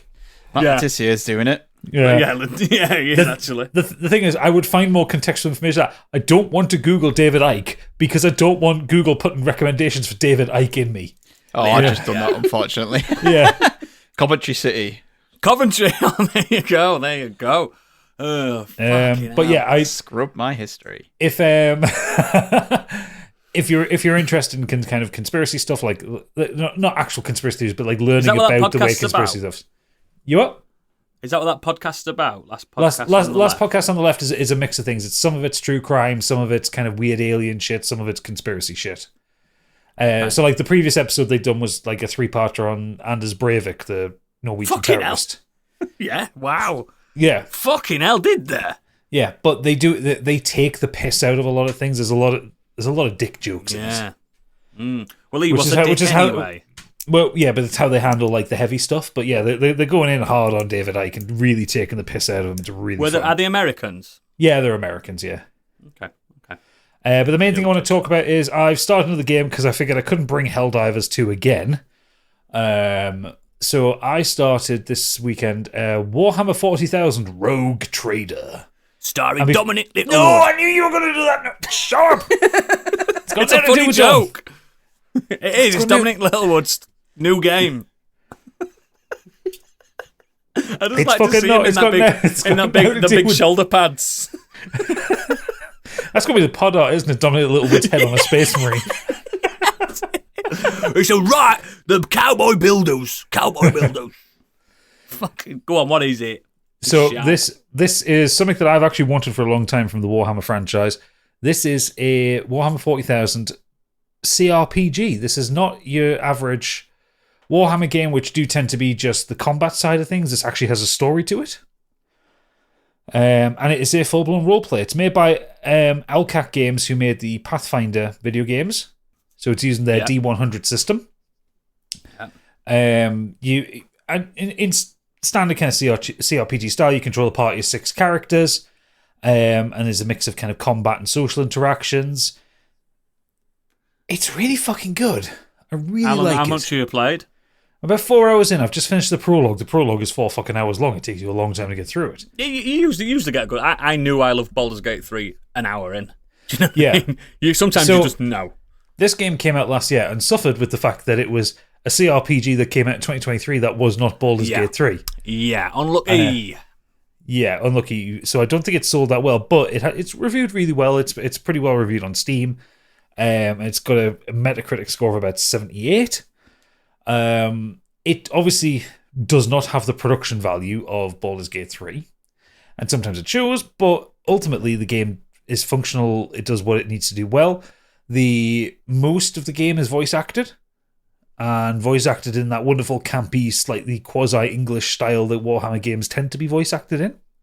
The same voice acting they ever do for Romans, which is funny because it's like based on Roman Empire, isn't it? Whenever you watch anything Roman on Hollywood, it's always English voices. Yeah. Which is the weird. Emperor will see you now. Yeah, I suppose because in Hollywood you can't really go, it's me, the Emperor. Yes, you can. It's a beautiful day. Imperius, Tiberius. It'd be loads better, that. Be more. Go and destroy the Gauls while I eat a little pizza. You know, you can't have that, really. Get Jared Leto in. Get Jared Leto in it. It basically plays a lot like a Warhammer combat game in that the combat side of it is very much like XCOM. Shit, then. No, it's very much... Fucking careful. It's very much like XCOM in that it's grid-based, and quite rigid in your movement, whereas with like Baldur's Gate, you had free movement to move around the map and all that kind of thing. Yeah. I do like me some XCOM. Well, you like this because it's a mix of XCOM and a deep, deep set of lore. Yeah, but that's what puts me off of Warhammer shit, mate. It's fucking 40 years worth of fucking imperialism, and I can't be arsed. Yeah, but Oodles, they've got a glossary in it. They explain everything to you. I know, but come on. I can't be seen in a Warhammer shop. I can't. Well, this is how you can play Warhammer without being in a Warhammer shop. You fucking play it on your computer. People will know. They won't know, man. Just knock your PlayStation 5 offline. I've done that before with games. That's how you get through all those hentai games, isn't it? Well, I need platinums, baby. You can get through them, though. It takes a long 5 time minutes to get through in, this baby. game. 3 minutes at a time. 3 minutes, 5, pal. Yeah. I'm on that Cialis kick at the moment. Woo! One thing that I like that this game does is it doesn't shy away from any of the lore and all that. Like, you are playing a rogue trader, which is a weird part of the Warhammer lore, where these are the people who extend... Cowboy builders. I can't stop. Fuck off! No. To be honest, it is a really stupid name for them to put in, but also if Warhammer people don't is know really what I'm on stupid. about, it's an old BBC One fucking show in midday where Dominic Littlewood and his mates used to like bust cowboy builders in people's houses called Rogue Traders, and I just can't get over it. It's so funny. So in the Warhammer mythos, a rogue trader is someone who is allowed and has the divine right given to them by the God Emperor himself to leave the Imperial space and find new places to colonize. So basically, salt some bathrooms. So basically, they are the ones who leave settled. They're the ones who leave settled space and expand the Imperium. So the way the game works is your job is basically to find new worlds. You're doing a Star Trek thing, but as a colonizer, which sounds really fucked up. Like Christopher Columbus sim. Yeah, so like you explore, trade, conquer, all that kind of thing to build up the Imperium and mankind. So you get this kind of weird mix of role-playing, combat, and then this kind of meta layer where you're kind of building up an empire that you effectively own. And the game really leans into the fact that, you know, the Warhammer 40,000 is such a satire on totalitarianism and right-wing shit. If you're calling yourself a god emperor, there's something wrong straight away. Yeah. So when you're doing the dialogue choices, you can choose to be like really fucking dogmatic and fervent in your belief of the god emperor. Fanatical. Or you can be an iconoclast and challenge the status quo and think, actually, are we the baddies? We've got all these skulls around. That's how you end up in gulags, baby. That's how you end up in there. Or you can become a heretic and join the chaos side of things and start like mutating shit and having extra magical powers and that. Okay. So it's really in depth, and Owlcat have done a really good job of translating the concept and lore of Warhammer 40k into a game that is functional to play, that doesn't make your brain melt out your ear. Because the lore of Warhammer 40k is obscene. It's 40 years, hundreds of books. Like they throw about 10 books out a year on this series. Why do you always play as the baddies in these games? Well, it's a role playing game though. I'm not playing as the baddie. I'm going to fuck over the Emperor. I'm going to be. I don't believe you. I reckon you're kissing the Emperor's fucking ass. Love you, Emperor. Love you, Emperor. I'm an iconoclast. I want to do a socialist utopia out in space. Don't work. I tried it. Deep Space Nine, baby. Didn't work. Deep Space Nine worked. Cisco knew what he were about. He did, actually. He did. Yeah. Man could rock a shiny head. They fucking could. Not at the minute. It's been a few weeks since I had my haircut. Cisco from the Toon. So yeah, that's what I have been playing. So it's worth it then. It's worth a pop. How much is it? It was 20-something quid in the Steam sale. It's usually you can't fucking argue with that. It's usually about 40 quid. It's not a full price game. Yeah. There just seems to be... They throw out 40k fucking games every 2 minutes. It's ridiculous. Well, yeah, but I'm also starting How are you supposed to sift through it? Well, because they're all in different genres at the minute. Like I'm starting to build up the hype for Space Marine 2, which is in September. Good. So I've got like Rogue Trader to play. I've got Bolt Gun I still need to finish, and they're all different time genres. To read all them books, Stig, before that comes out, lad. I don't care about the law. I just now that's a real soldier. He's just following orders. That kid, he don't care. That's a helldiver. He don't care about the politics. Ahead of that coming out, I'm going to replay through Space Marine because it's been about 8 years since I last played it. So yeah, I'm very much having a bit of a Warhammer kind of year. He's Warhammer the Space Hulk. Remember that? Yeah, Space Hulk is Warhammer 40k. I remember that on PlayStation 1. Yeah, that were good. That. Yeah, it's also just like the little details that they get right. Like, you know, like your spaceship is not just like some kind of colony ship that's going on. It's a cathedral with rocket jets on the back. Yeah, I've seen a lot of it. People always say, "You love this, you." Fuck off. I've had enough. Don't bully me into Warhammer. I think you would enjoy this one just simply because there is a lot of lore to it, and I know you like a role playing game, and I know you like a bit of a tactical game. So I think if there were to be a Warhammer game for you to try, I think this one would be it. Could I role play as Dominic Littlewood? If you wanted to.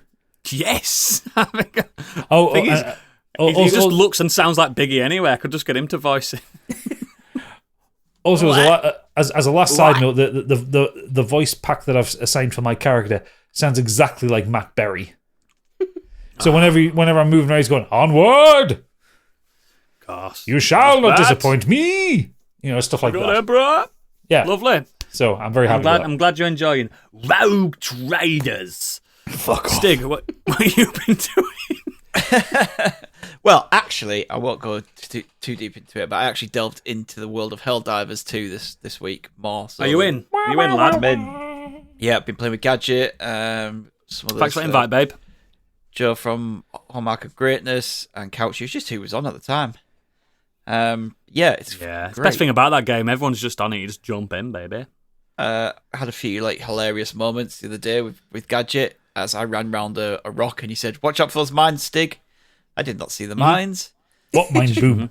I just ran into a minefield and blew up. The other one was We had a similar experience, didn't we? Gadget went, "Don't shoot that missile." Yeah, One of the ground. He shot a helicopter. Yeah, what did I do? I went, I shot surely one, but not. after we'd like moved away from it. Yeah, if you run away from it. No, he was right in front of it. It was a nuke. So obviously when you get resurrected and a pod comes down and there's a blue light say where the pod's coming down, so Gadget's dead, he's getting resurrected, I'm just stood there waiting. The blue light is in front of me, it's nowhere near me, it's in front of me, and all of a sudden his pod literally lands right on top of me and just splats me.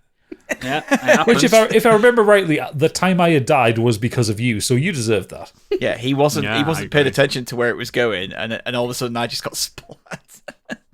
And then I got battered by a charger as I was trying to get onto an escape pod, an escape shuttle. Such a This daft charger fun just game. came out of the way, and I was like, I cannot game. see. I've got battered. Yeah, it's good. I played a bit this week and I got into the mechs and stuff. That's fun. Didn't realise I could run over my mates. Yes. Do anything that hurts them. Do you know what they did? Because I killed too many of my mates. Do you know when we got to ship at end and I was last in the gun, they shot me so I couldn't get on ship and they left me. Well, there was one point where Stig and Samboom got stuck in the water. They couldn't get out.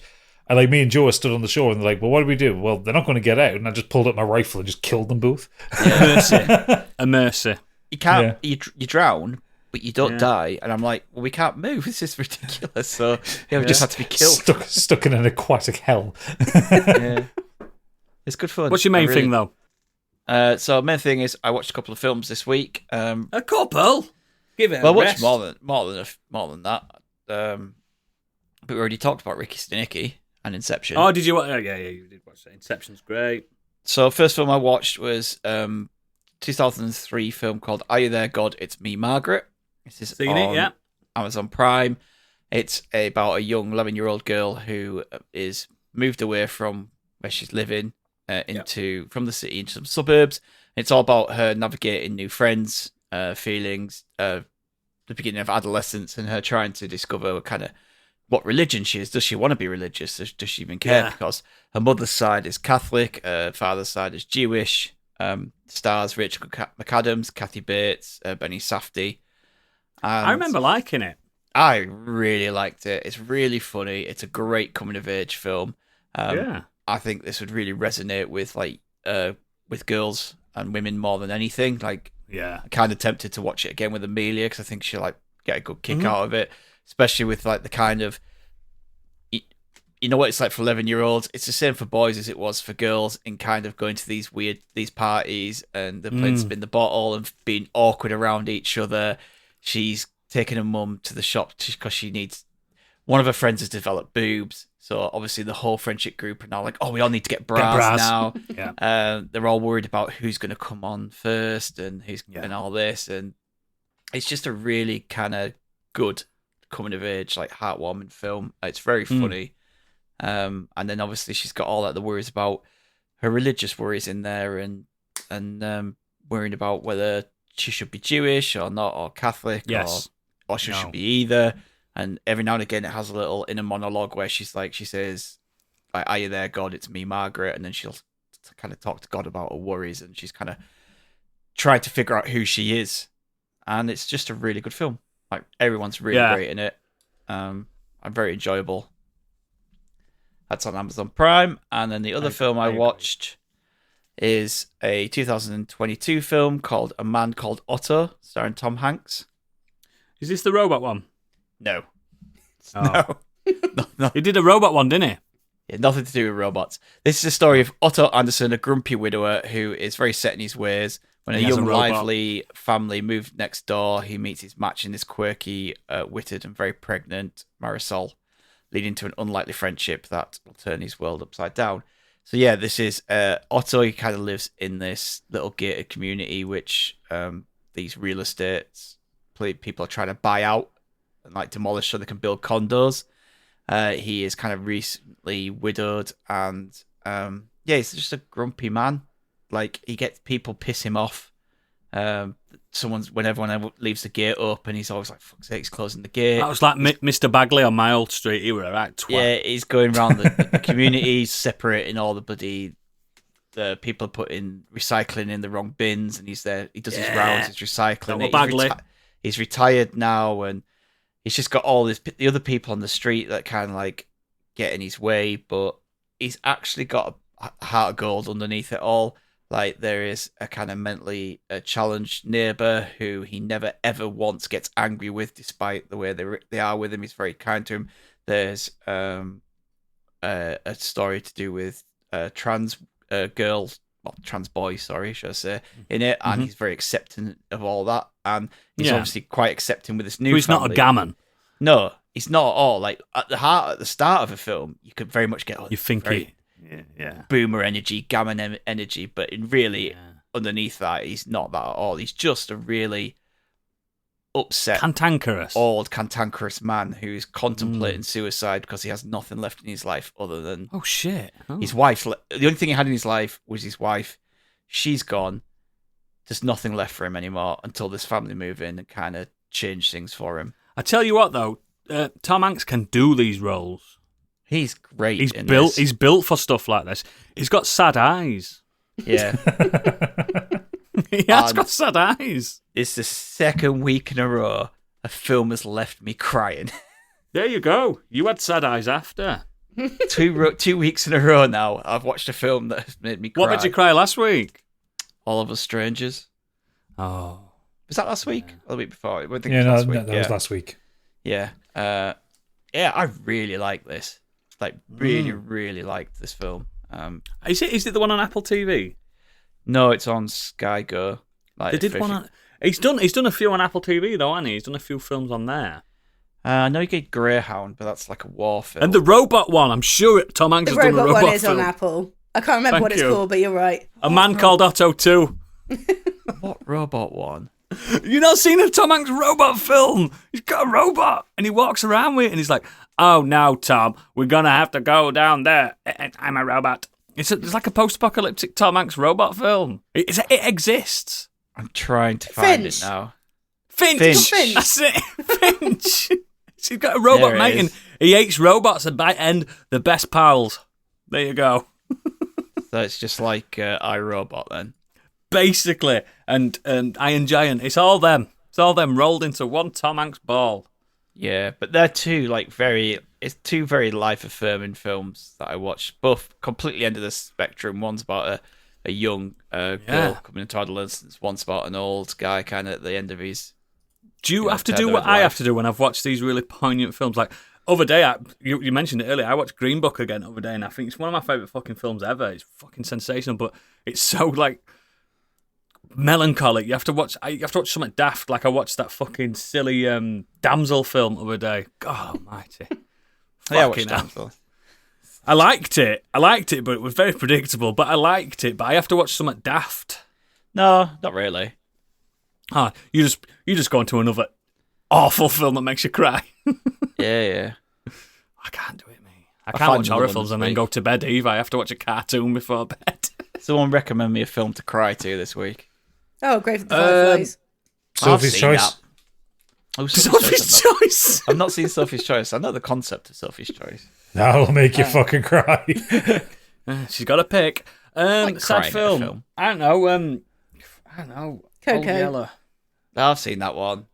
Got to be something new. Shane. What? Shane. Shane. Actually, one that made me cry like a baby, and it might just be more of a personal connection thing to me than anything. But watch out What We Did on Our Holidays, the one with David Tennant and Billy Connolly. I cried like a baby throughout that film. There's loads of sad films. There's loads. Titanic. Have you ever seen that? It's quite an indie film. Don't tell him what happens. Many people haven't heard of it. I won't. No. You before me. Is that it? Is that it then? Is that it? Excellent. Do we have any feedback from those scumbags we call listeners? We have some feedback. They've come in droves. Nimrod Hicks has come in, and he used the website contact form like a good boy. Wow, keeping it alive. Yeah. You know that costs us £50 a month to keep that up, guys. £50. Dear mediocre expectations. Some recent highlights for me include the second season of Our Flag Means Death. Building on the superb first season, the second develops the narrative beautifully and turns into a philosophical love story played out with sublime nuance. The scene played out to La Vie en Rose is a particular highlight. Top stuff, would recommend. I'm still mad that they cancelled that. Yeah. Have they officially cancelled it then? Yeah. I've only seen first season. I really liked it. I kind of don't want to watch the second season yet because it's just like the first season works as a kind of great one-off bottle season. Yeah, I felt like it was finished. But it's not that I feel like it's finished. It's like if I watch the second season, I'll get to the end of it, then I'll know there's no more of it to watch. Yeah, it's fucking heartbreaking, isn't it? It's like Schrodinger's show at the minute. Like I know it's there to watch. I can watch it anytime I want, but I don't want it to be not Rhys there. Darby, I fucking love Rhys Darby. Rhys Darby's Whenever great. he appears anywhere, he's insanely good. He's just a fun, happy gentleman, isn't he? He's lovely. He's absolutely lovely. He goes on to say, then there's The Gentleman, a Netflix show created by Tin Pot Tarantino, Guy Ritchie. Well. It's so Guy Ritchie it hurts. It has gangsters, Cockney rhyming slang, travellers, weed farms, and of course, Vinnie Jones. What? Fortunately, Vinnie is given a role this time where he doesn't play Vinnie Jones, and he and the show are much better for it. Overall, a daft and fun romp that, if like me, you enjoy Ritchie's nonsense, give it a look. Reminds me of, do you remember that they did a TV show of Lock, Stock? Yeah. No, I watched all that this week, and I think it's on like 6 or 7 episodes. I watched it because I really liked The Gentleman, the film. Yeah. Do you know the with Hugh Grant, Matthew McConaughey film? And Hugh Grant is amazing in that. He's amazing. Oh, it's so fucking good. When he's on that barbecue scene with him from your way, your neck at woods. Charlie Hunnam, yeah. That's the chap. And I watched this show, and I'm a bit like it. It's very inoffensive to what, but it's so forgettable after I've watched it. Do you know what I mean? Yeah. I enjoyed it while I watched. You know, like popcorn shows. Yeah. You're all right. You're like, this is good. I'll watch it to the end, and at the end you're like, oh, yeah. That was the thing I watched. I remember nothing of it, but I think I enjoyed it. Yes. Yeah. He goes on to say, finally, I have to mention the game Sea of Stars. What a joyous gem this is. Let's go. A retro-styled RPG with a well-written story, enjoyable combat, and real charm. Props to Debbie Punk for bringing this to my attention. Love to all Nimrodex. Debbie Punk, Oodles has talked about it. I have talked about it. Are you fucking kidding me? Deadbeat fucking punk. To be fair, he is a punk. He played it before and did a review of it before we did. Shh. Did he? Yeah. Good on him. To be fair, it's an amazing game. I think it's him that told me it was coming out in the first got it from him. So yeah, props on him. He's right. It's a good RPG as well. 'Cause it's like 20 hours long. So 20 hours long. So much charm, so much humour to it. Beautiful art. It's like the unofficial Chrono Trigger 2. I know they did Chrono Cross, but I didn't really like Chrono Cross that much. But it's like Chrono Trigger, isn't it? Yeah. But it's a great little game, that. And apparently it runs like a dream on Steam Deck. It does. It's fucking beautiful on Steam Deck. Mike Halstead has said, not too much this week, a bit more Dragon Quest 11. And then I started Neuromancer after Gadget's recommendation last week, and I watched Return of the King with Freddie. He loved it, and said it's now his favourite film series. I was really proud at the end when he turned to me and said, why are they all just bigging up Frodo? He wouldn't have done it without Sam. He's the real hero. Sam's the hero. Fucking kid knows. That kid knows his shit. Yeah. Even Tolkien wrote Sam as the hero. It's official. Everyone knows that in the appendices. Sam's the actual hero. But I'm glad that Newark is like, my kids love Lord of the Rings as well, and I'm glad that people are jumping in on that. Yeah. You know what I mean? It's really... We'll never get that again, I don't think. And you guys are on about Dune being the new Dune trilogy, potentially. Dune is what we've got. I don't think it's going to touch Lord of the Rings. Come on. Go and watch Dune 2 in the cinema and you will It's see. just in that, like, kind Oeuvre, isn't it? Yeah, like Star Wars, Lord of the Rings, Dune. Star Wars, yeah. I'm trying to get Amelia to watch Lord of the Rings. She's not into that nerd shit, is she? I She struggled wants to. She's trying to get that time, and it has to be the extended edition. So it's of course. Same. And it's 4 hours. And I said, I got my son to watch it. I got my son to watch it really easy, but my daughter, I had to sit her down. The thing is, the extended editions, they're all set out at the disc changes just to stop. Like, Fellowship. That's what we did. Yeah. We watched them every other day. Yeah, Fellowship, when the Fellowship are created and they leave Rivendell, that's the end of the first disc. Rivendell, yeah. Good place to stop for the evening. pick Tell it you up what, tomorrow. my She kids- won't do that though. She won't want to do that. She wants to see My kids fucking shit the sens at the mouth of Sauron. That is a scary dude. He's a scary dude. Sauron, my master. Yeah, I've even said to it, it's got like horror elements in it as well. Oh, it's scary. Shelob. I bet Gadget loves Shelob. Fucking hate it. Anyway, moving on. Mr. Worldwide himself, Planty, has said this week's viewing and gaming has been limited with us being down south. Ugh. I love it down there. The water's shit though in it. Best drink and bathe in IPAs instead. Yeah. I managed They to get get to. weird water down south, haven't they? Yeah, they've got hard water. Fucking weirdos. I managed to get to the point of no return on Cyberpunk, Henaro Arasaka, so I'm off to blowing up bad bastard heads until I fancy that in a few days. We watched Dune Part 1 in preparation for Part 2 in the cinema. Finally, they had a subtitle showing in Carlisle. Nice. Monday afternoon, 1:15 p.m. Piss off, Carlisle View. That's a terrible timing. Especially if you're, like a functional adult and work for a living. Yeah. Who the fuck has Mondays off? So to cheer Candy, your face then, mate. So to cheer myself up, I've been rereading fucking hell, plenty. Cormac McCarthy's The Road. Not one to be Jesus. outdone by one Kieran Corrigan in the Grim Reed stakes. This is the story of a man and his annoying shit child walking through a post-apocalyptic America. It's like the northwest of England in that it's cold, dark, and full of people wanting to rob and kill them at every turn. It's one of my favourite books, and I go back to it regularly because it's short and brilliantly written. Anyway, gotta go. I've got a diet of petrified apples and rainwater to eat while shuffling through the Midwest. Fucking love The Road. What's Kieran been reading? He read I Have No Mouth and Must Scream last week. Oh, yeah. Yeah. Those books, man. Woo! You have to read fucking Mr. Bump after them two. I'm telling you now. Fucking hell. I mean, Cormac McCarthy and Harlan Ellison, both brilliant writers, but Jesus Christ, they need to lighten the fuck up. Oh, come on. Let's have a moment for these characters. No. Just relentless, horrendous things happening to them. God, but very important books, Yes. in my opinion. Speaking of Kieran Corrigan, he said, hello, modern escapism friends. Due to the date you're recording this episode, I happen to have taken part in a particularly good activity. It's called drinking lots of Guinness. I believe a few, if not all of you, might already be familiar with this one, but for the initiated, it's brilliant if you're into that sort of thing. I'd probably say if you're not into the drinking lots of any other alcoholic beverage, then the Guinness one might not be for you.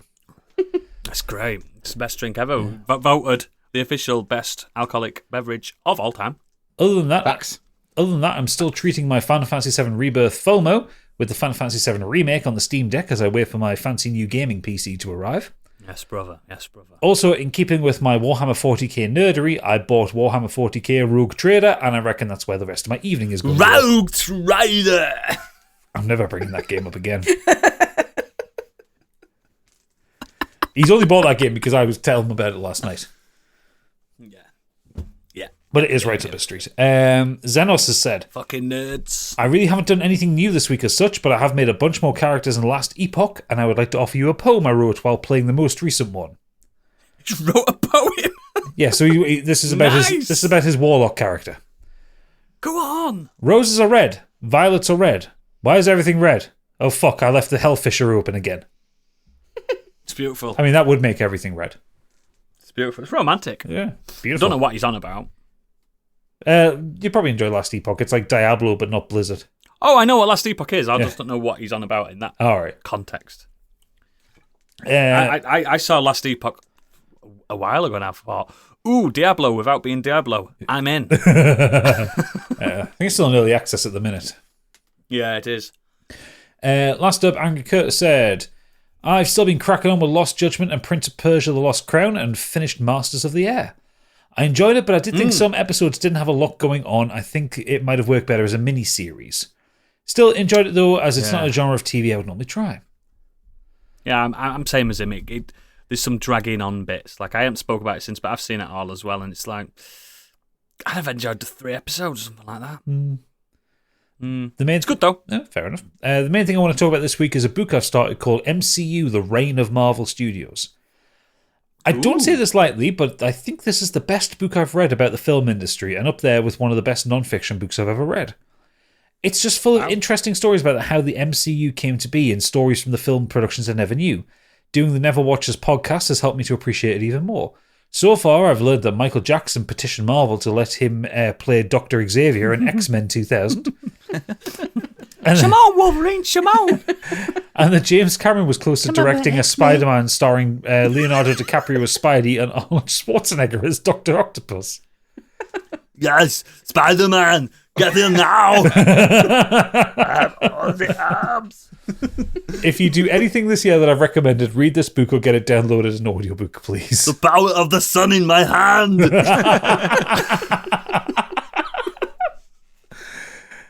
Fucking the idea of Michael Jackson wanting to be Xavier is just wild. Yeah, it's so fun. Cyclops, come and sit on my knee. Oh, God. Dr. Milk. Woo, Michael, no. Oh. When he goes into the computer thing, goes, oh! When it starts up. Didn't on Bo Selector, didn't his Michael Jackson used to fly around on a disabled scooter? Yeah. That's it. Oh, God. That's what it would be like. If you remember on Bo Selector, they were riffing on Porridge, the fucking Ronnie Barker fucking show. I'm Michael Jackson and I'm doing time. Oh, fucking hell. Like, I'll check out this book because it does sound interesting, but just that idea of Michael Jackson as Dr. Xavier is just wild. Oh, Michael Jackson, well, insane, that man. That one man was insane. I kind of wish he was still alive to see what insane shit he'd be doing now. I'm bringing on my AI tour, and it's got NFTs everywhere. You know he'd be into all that shit. Oh, yeah. You know he would. You've put that out in the universe, now his family's going to Jermaine will be on that immediately. God, I kind of miss his weirdness, not his illegal activities, but just his weirdness. Alleged. I don't want the Jackson family coming after me right now. The Jackson 5, it's the Jackson Fine. Did you ever see that documentary with, in that documentary with Bashir? Yeah. And Martin Bashir. And they were walking around that shop with all that expensive ornaments and statues, and he's just like, I like them, get 2 of them. And it's just like, how much are they? He's like, 200,000 each. He's just like, yeah, 2 of them and 1 of them. But he just walks, just spent he's offering Martin Bashir, you want one of those, Martin? You want one of those? I might dig that back up. That was a great, I think it was like Dispatches or something, went on Channel 4. It was, yeah. Shamal. Oh, God. Miss it. I miss eccentrics like that. Martin Bashir's interviewing Michael Jackson while Michael Jackson's halfway up a fucking tree. I remember the tree. I'm just like a little boy. Oh, God, I loved it so much. Bring him back. Where's the eccentrics at? Fuck. There's none left. It's just Kanye on his own and he's boring. He's got metal teeth now, though. Yeah, he's got fucking Kit Kat teeth, hasn't he? He looks like he's had Kit Kats in his mouth. Maybe he's trying to audition for the next Bond villain. Maybe. Anyway, that's the feedback. Yes, that is the feedback. Excellent. As always, links to all our extracurricular activities are in the show notes and at modernescapism.co.uk. Tune in very, very soon. You're going to get the final Too Faff, Too Curious. I'm assuming if Big is well enough to do it. And then we're going to have the Modern Escapism, man. You've still got Kenny Potter backlog with so much content if you're going to be a patron. You get access to his green room. You get access to our OnlyFans that only the patrons know about. It's erotic shit. It really is. You said it wrong again, Oodles. It's Only Pans. It's Candy's cooking show. Only Pans. Oh, yeah, that's right, yeah. Forgot about that. But yes, this is usually where we end the shows for the people that are skint. But before that, it's time for a trip down Candyland.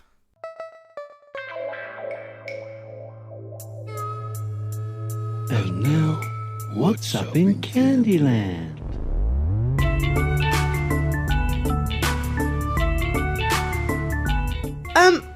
This is a good one, right? Does anyone know where the term cockwomble actually comes from? No, but I can Google it and find out. Because I did some... Well, you don't need to now, because I did some research. It's Candy's etymology class. It's actually quite fascinating. I've had to take notes because I'm not... Is it anything to do with Wimbledon Common? No, it's not. So what happened was back in the 17th century in northeast England, there was old? it was the village of Wombleton. It was sort of like a farming village, and there were these two noble households that ran it. One was family Cock, and then the family Womble, for which the village was named. Oh, look, it's Dickie Cock. Also, technically speaking, Wombleton is in North Yorkshire, not the North northeast. Yorkshire. Sorry, that's How my. fucking dare you? Yeah, sorry. It's by Stig's Manor. It's where his servants live. That my Stig does mistake. not live in the northeast. So yeah, He lives in the north. Very close. The family I know. Womble, which the village was named. I think this is actually where the the children's TV show got its name too, but you would have to look that up because I'm not actually 100%. But even though on that was based in London. well, it might just be where the name came from. So, in a bid to join the houses in a way for the Cocks to continue to collect taxes from townsfolk, the lady Fiona Cock, the maiden Cock, the daughter, was promised to the Womble's oldest son Nigel, and Right. the couple wed, and the couple wed, and they became Fiona and Nigel Cock Womble. It's actually very close to me, this Wombleton. So Maybe you're related to the Cock Wombles. Stig-veered Cock Womble. well, you never know. So far from bringing prosperity to houses Cock and Womble and the village of Wombleton, a series of these bizarre decisions from the Cock Wombles brought bad times and misfortune, as you would. So an example of some of the laws that they passed, sort of like the not laws, but the way of that particular village. All horses were to wear trainers. I agree. Carrots were to be used as weapons, not food. Villagers were only allowed to eat and trade potatoes on a full moon. And another one they've got, hang on, let me just scroll.